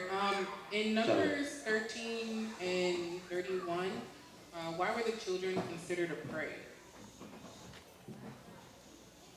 Numbers 13 and 31, right? We'll read it there. You said 31? 14 and 31. Oh, 14 and 30. 14 and 31. This is the book of Numbers, chapter 14, verse 31. No, okay. Read it. But your little ones, which ye said should be a prey, them will I bring in, and they shall know the land which ye have despised. And the reason why I laugh, because I've already been through this with our people, being in other countries. When they're spiritually working in the flesh, the first thing they try to do is use their children as an excuse of why they're doing their actions. So in this case, you have people saying, oh man, our children are going to die in here. Look at this. And they kept pulling out the kids when really it was about them. It wasn't about the kids. So the whole thing is, the Most High said, fine, those children that you claim was going to die and be a prey and all that, they'll inherit the land and you won't. Because he knew their hearts. He knew the wickedness that was in them, and they were just using them children as an excuse for their wickedness. Nothing new under the sun. I had the same experience with Israelites in other places. It was always about the kids. Oh, okay, all right. But then when you watch them develop, you realize it was about their own foolishness, materialism, all kinds of sin, and very little about the children. In fact, the children suffer the most because they now are dealing with that on a daily basis, that fleshly way you live when you're in the house. Yes. You good? That's okay. Yes, sister. Sabbath. I need clarification on two things. Because I was talking to my cousin, I was telling her that, it wasn't a good idea to be cremated, but I didn't really have any precepts to that. And I want to see, is there any? And then also, I became a little confused when in First Corinthians chapter 13, verse 3, when they said, I give my body to be burned. And so, if I get some clarification on that also. Okay, yeah, we're definitely good on that one. Let's see here. The choice of syllabus. He said some clarity on cremation, right? All right. Well, number one, that wasn't a Hebrew custom, but I'm gonna go to just one example of how we did things. Let's go to Genesis 50 and 6, and we're gonna read through 7. We didn't do cremation. That was a custom of the people of the surrounding lands. Only time we burn somebody usually is when they did something wrong. Okay? Now, there were kings that trying to do what the other nations were doing would do that, but that wasn't what we were doing. Because we understood that the Most High eventually would raise those same bodies. Okay? Now, of course, they made it nice and expensive for us these days, so that if you're people poor and struggling, that's going to be your first option. That's not by accident. Okay, no different than you notice that organic costs more than the stuff that's bad for you. You mean to tell me you putting less on it and it costs more? There's less being done to it, but it costs more. They did that for the poor. So let's read that real quick. This is the book of Genesis, chapter 50, verse 6. And Pharaoh said, Go up and bury thy father according as he made thee swear. And Joseph went up to bury his father, and with him went up all the servants of Pharaoh, the elders of his house, and all the elders of the land of Egypt. All right. And he made him swear. That tells you that verse 5. That was always the instructions. Bury me here, son. Bury that. Same thing, all of Adam, all of them. Bury. The other nations were dealing with, and I say other nations, especially those influenced by the fallen angels and all that, they were the ones burning bodies. Okay? If you ever, some of you may have seen that old Conan movie, I think it was his woman or whatever, she ended up dying. And he put all this wood around her, and he's praying to a whole nother god, and he sets that thing on fire, and they made a nice little music to it and everything. That's what they were actually doing. Okay? That's what they were doing. We weren't doing that. Okay? Remember, the Most High, you say, okay, once you wrap the body, use the herbs and stuff like that for, a nice little smell to it, and you put them either in a cave or you put them in the ground. That's how it was done. Huh? Yeah, read verse 5 for me real quick. Verse 5. My father made me swear, saying, Lo, I die. In my grave which I have digged for me in the land of Canaan, there shalt thou bury me. Now therefore let me go up, I pray thee, and bury my father, and I will come again. All right, and let's actually add to that, because let's go to Deuteronomy 21. And this was something that would happen under a certain thing that we would do when it comes to instruction and commandments, certain things. If we broke certain laws, there was a penalty of being hung on a tree, which was a curse. But let's see what happened after that. Okay? Let's read 21 and 22. Matter of fact, no, let's start from 21 and 20 through 23. I'm laughing, but it was bad. But just look at how we think. Wait till you see what it says. How we think correction just from words is harsh. Read that, please. This is the book of Deuteronomy, chapter 21, verse 20. And they shall say unto the elders of his city, This our son is stubborn and rebellious. He will not obey our voice. He is a glutton and a drunkard.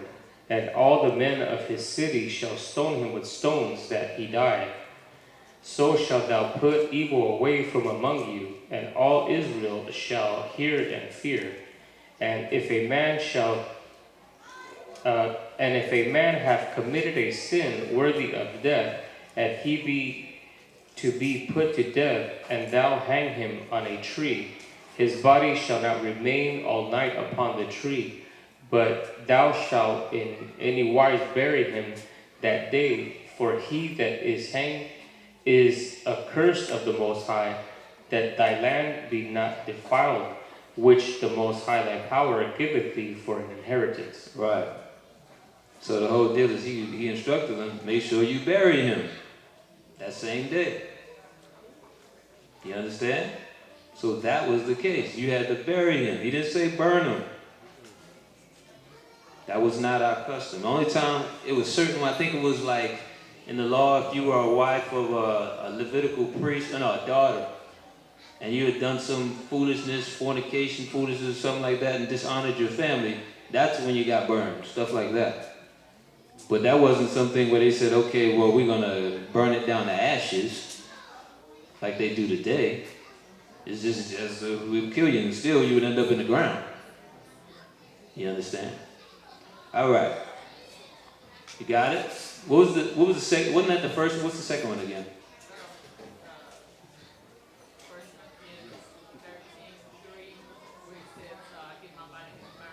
Right. Well, what that was talking about was just the way people may have given their lives for the truth. Let's see, 1 second here.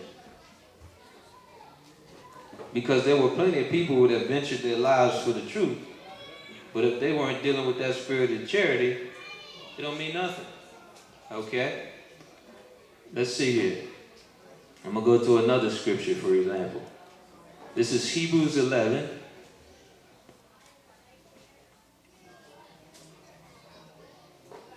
And 34. And we're going to read through 38. Because the whole deal is our people were venturing their lives for this truth, but not everybody made it in the kingdom just because they ventured their lives. If you don't have charity, you can forget about it. Most are still going to deal with those other things you're dealing with. Remember the zealots, all these little gangs and stuff running around our neighborhoods were claiming they were doing things for the Most High too at times. The question is, did they make it? Read that, please. This is the book of Hebrews, chapter 11, verse 34. Quencheth the violence of fire, escape the edge of the sword, out of weakness were made strong. Wax valiant in fight, and turn to flight the armies of the aliens. Verse 35. Women received their dead raised to life again, and others were tortured, not accepting deliverance that they might obtain a better resurrection. Right, so this is a reality.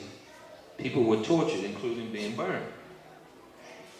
But if you weren't dealing with charity, it doesn't matter you went through that. You still gonna catch that beat down on the other end. You still gonna be dealing with hell. Because there were plenty of people that boast valiantness. It was people that went to war that the Most High killed after going to war because they stole idols while in that war. So it still has to go beyond those things. All right? And let's read down to 37. Let's just get that point. It's 37. We'll cut it there. Yeah, just read 37. Verse 37. They were stoned. They were sawn asunder, were tempted, were slain with the sword. They wandered about in sheepskins and goatskins, being destitute, afflicted, tormented. All right, so they went through it for the work, right? I said it before, Isaiah was sawn in half. He was cut in half.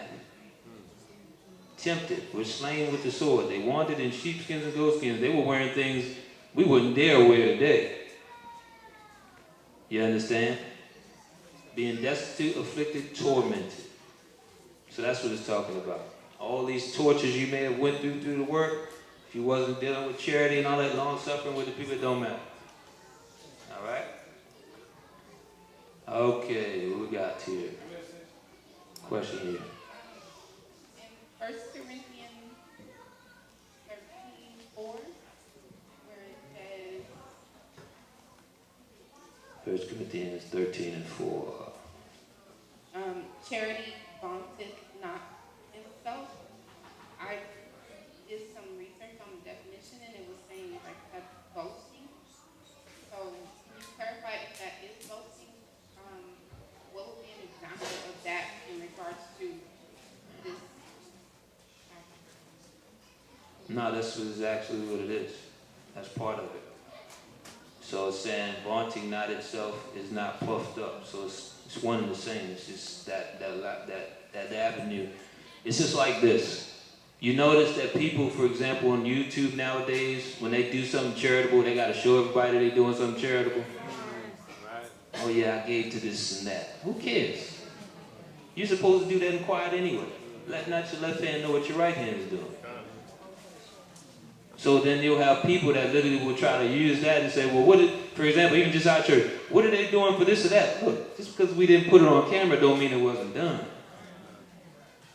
Not everything needs to be on camera. You understand? But that's what people do. They get all proud. All right? Yes. Can you tell me what the scripture is when you were talking about the story about the man in the court with his son? The man did what? I thought you said something about the man in the court with his son. You mentioned something. Oh, yeah. I would have to look that. I ain't seen that one in a while. It's in the New Testament. 1 second. Let me see something. Thank you. We could take the next question while I grab that, though. All right, Elder, we got two from the online church. I'm going to read, starting with the first one. And it reads, this is Maytag J.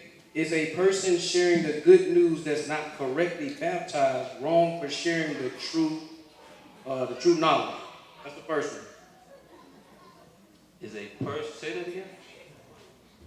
Is a person sharing the good news that's not correctly baptized wrong for sharing the true knowledge? If they're not correctly baptized, are they wrong for sharing the true knowledge? That's what they want to know. If they don't have knowledge of the truth, they can, they're doing it to the best of their ability. Okay. They're sharing the good news that's not correctly baptized. I mean, because eventually, if they actually in the truth, they'll get baptized. It's not they'll figure it out. But a lot of us that started with information before we found out about baptism and all that. You understand? But they're not on still, are they? It's still alive? I don't think it's still alive. Yes, sir. We got one more Maytag J. I saw one of the videos. A demon could be one in sharing news and goods nobody wants. Is Christ or sharing Christ a part of that? If you scroll down, it's the same one. They got another question. I saw one of the videos. A demon could be one in sharing news and goods nobody wants. Is Christ or sharing Christ a part of that?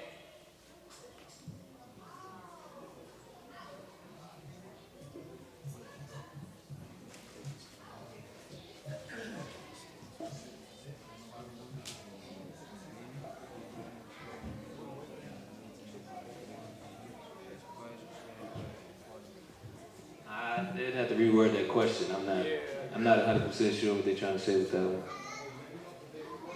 May have to reword that one. Okay. That's the line back off the sister of ours. I see the pointing, but I'm like, where is he pointing? Okay. As far as I had a similar conversation about bodies of being cremated. As far as what was brought to my attention was we get new bodies anyway, so it doesn't matter if we're cremated. But I could recall watching a video on Second Esdras where if we're not righteous or if we're not being accepted to the kingdom, we're not going to get a new body. We come back in our old body with cancer or cavity. Do you know where to find that at? Say that last part. We're not getting old by the what? We won't get a new body if we're not living righteous or being accepted into the kingdom. We will come back in our corruptible body. Right. That's second Baruch. Yeah. You're gonna return the same body you were in before you died. So yeah. Which is probably part of why they talk about that living dead thing. Of course, they're talking about us ultimately, but you know how they had all butchered up looking bodies walking around? Yeah. So if you were doing evil, you're going to come back as a sickly body, not looking good. Yes, sir. I text you.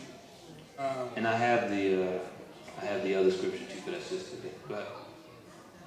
You know, I got on this, it might be fulfilled, and because the prophet said this, and so I was going through this week, and I came across one that said, you know, Christ will be called Nazarene. So I tried to look that up, and what prophet said he'd be called Nazarene. And it's actually a thing on the internet. Like, what chapter or verse are you talking about, though? Matthew 2:23. Now I'm talking about the Old Testament. What is it? I couldn't find it in the Old Testament. Okay. Well, So I didn't we'll go know. to what you got there. Okay.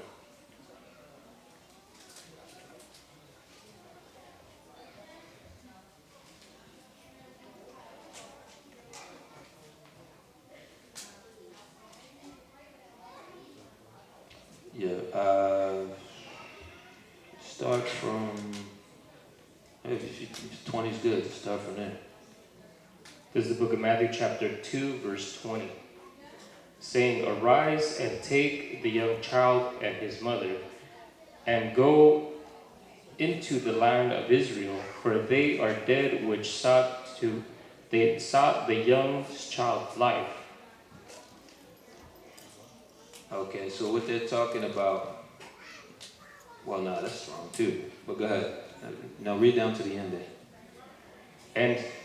And he arose and took the young child and his mother, and came into the land of Israel. But when he heard that Archelaus did reign in Judea, in the room of his father Herod, he was afraid to go thither. Notwithstanding, being warned of the Most High in a dream, he turned aside into the parts of Galilee, and he came and dwelt in a city called Nazareth, that it might be fulfilled which was spoken by the prophets, he shall be called a Nazarene. Right. One moment. Trying to go back here. Okay. Acts 2 and 23. Acts 2.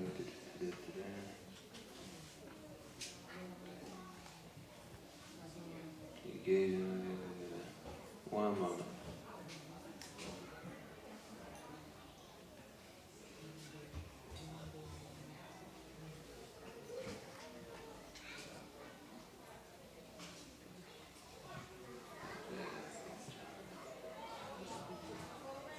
I see the reference, but it's not the actual.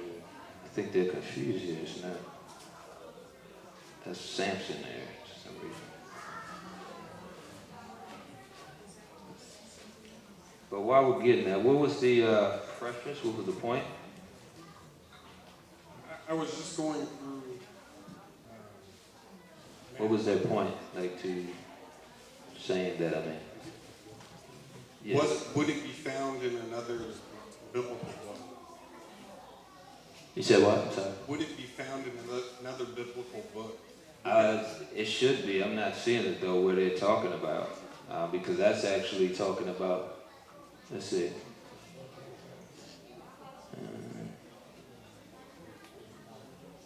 Yeah, but that's about Samson, man.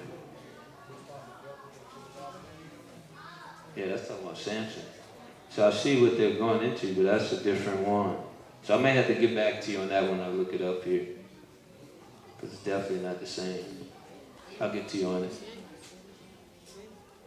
Well, wait. Before we get too far, because I'm mixing all these things up now. Before we get to that next one there, let's go back to, it was sister there that was asking about, let's go back. Huh? No, because I still don't have the understanding for that one. There was something else here that I said I would hold, but now I had to mix it up with all this information here.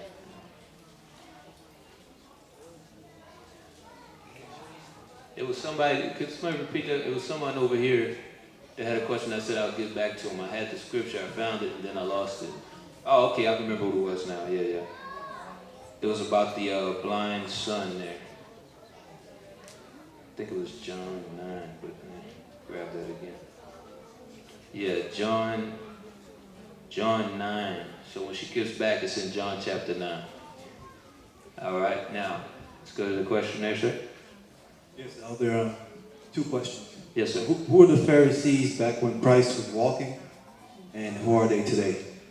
Okay, who are they? Well, that's a loaded question because when you read into the history, some of them were actually Edom. Some of them were us. What happened was, it's like the Sanhedrin. You had a governmental body that was doing judgment and things like that. They tell you in Josephus that only 2 Israelites were left in that. And they had, the Romans had come in with their people, just like you had, for example, what's his name? What's the guy's name? Herod, right? And started taking over a lot of stuff. So that's kind of a loaded question, because some of the Pharisees were us, and some of them were the Romans operating amongst us in our beliefs. You see? And so like there's different Israelite groups out there. When like Gentiles ask about the groups and how different we are, like it's like they're going by different gospels and they're treating people differently than we do. So how do you approach that? Well, the scriptures say that all possible be at peace with all men. My job is not to get caught up emotionally to any type of people that did anything wrong to me. Because the reality is that I did wrong to myself. That's why those people are over me. I didn't do right by the Most High's commandments. They weren't given them. So when people get caught up on that, that's their choice. But they're keeping themselves out of their own kingdom. Okay? Like, We got one more. Yeah, Haya really did the donkey a voice. Yes. I think you said a donkey a voice, right? Uh-huh. Yes, sir. Yes, sir. The water. All right, good question. And again, the animals, a lot of them don't speak. All of them, really. Excuse me. Because of us. Another thing we must take responsibility with. Every time you're staring at your dog trying to figure out what's wrong, and you're trying to communicate on this level and all that, that's your fault. It tell you that in the scriptures, like that was part of the curse. I think it's in was it Jasher or Jubilees? I think maybe Jubilees. Yeah, that was part of the curse. That's what they show you on these different movies, like Dr. Doolittle. You notice the person that can understand them was a brother, right? Right. Put it together. Put 2 and 2 together.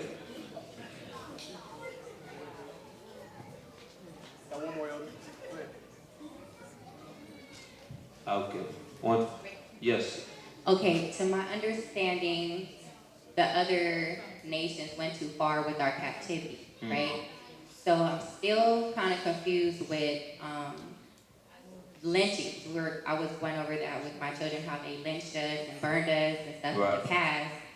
So if they're saying cursed is one that's hung on a tree, is that because they were always, you know what I'm saying, like sinning? And that's the reason why it happened, or is it just part of the reason that they say they went too far with our captivity and some of them did not deserve it? So I'm trying to understand that to explain it better to my kids, the lynchings and burnings and stuff, cursed on a tree.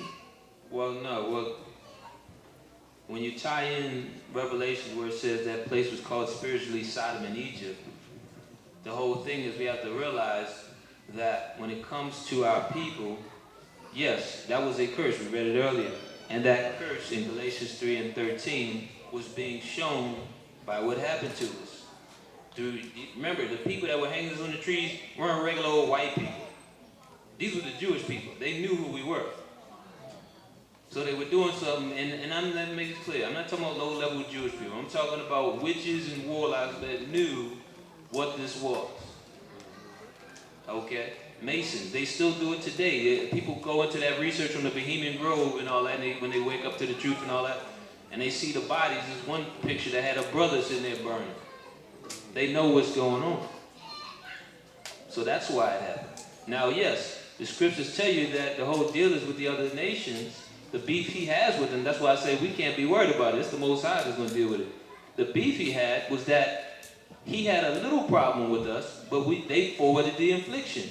He never gave them permission to be raping our men in front of their families and all this crazy stuff they were doing, castrating our men, dragging them across deserts, dying by the billions. A lot of people don't know that history. That's what Islam, the Arabs were doing to us. While we're stuck up on one nation and focus on them, this is what everybody was doing this to us, understanding we were under a curse. So the whole deal is, that's why I say we don't have to focus on all that. It still comes down to the Most High will deal with who went too far. It's our job to get ourselves together so we don't suffer the same fate. All right? Okay, good question. I'm going to try to answer this here now. And the question is I was trying to find out if sharing the word of the Most High to people that don't want to hear it a part of that demon. I saw on a video a demon can be sharing a service or pushing something no one wants.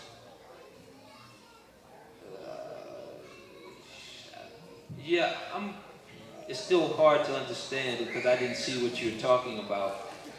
But the whole deal is people not receiving what I'm bringing doesn't mean that it's a demon. It could be a demon where that person not receiving it if I'm coming straight from the word of the Most High. That's the case, usually. So I hope that answers your question. Like I said, I didn't see what you were viewing, so I can't quite quantify what you're stating here, and I hope that helped. Bottom line is that demons come in all forms, but the one thing you have to consider here when it comes to the truth is the word in conjunction with how the people are operating. And I say the people, I'm talking about even the leaders. If they're telling you to go ahead and it's okay to still be in this sin or that sin, you already know you're in the wrong place. Because you know in your flesh what's attractive to you and why you're listening to that. Okay? So that's one way to tell if it's demons coming forward. All right? Good? All right. Well, we will, visitors, any visitors today? First time visitor in the First time visitors. Could you please stand? Yeah, cut. Tell us how you heard about the church, how long you been in the truth, your name, and who invited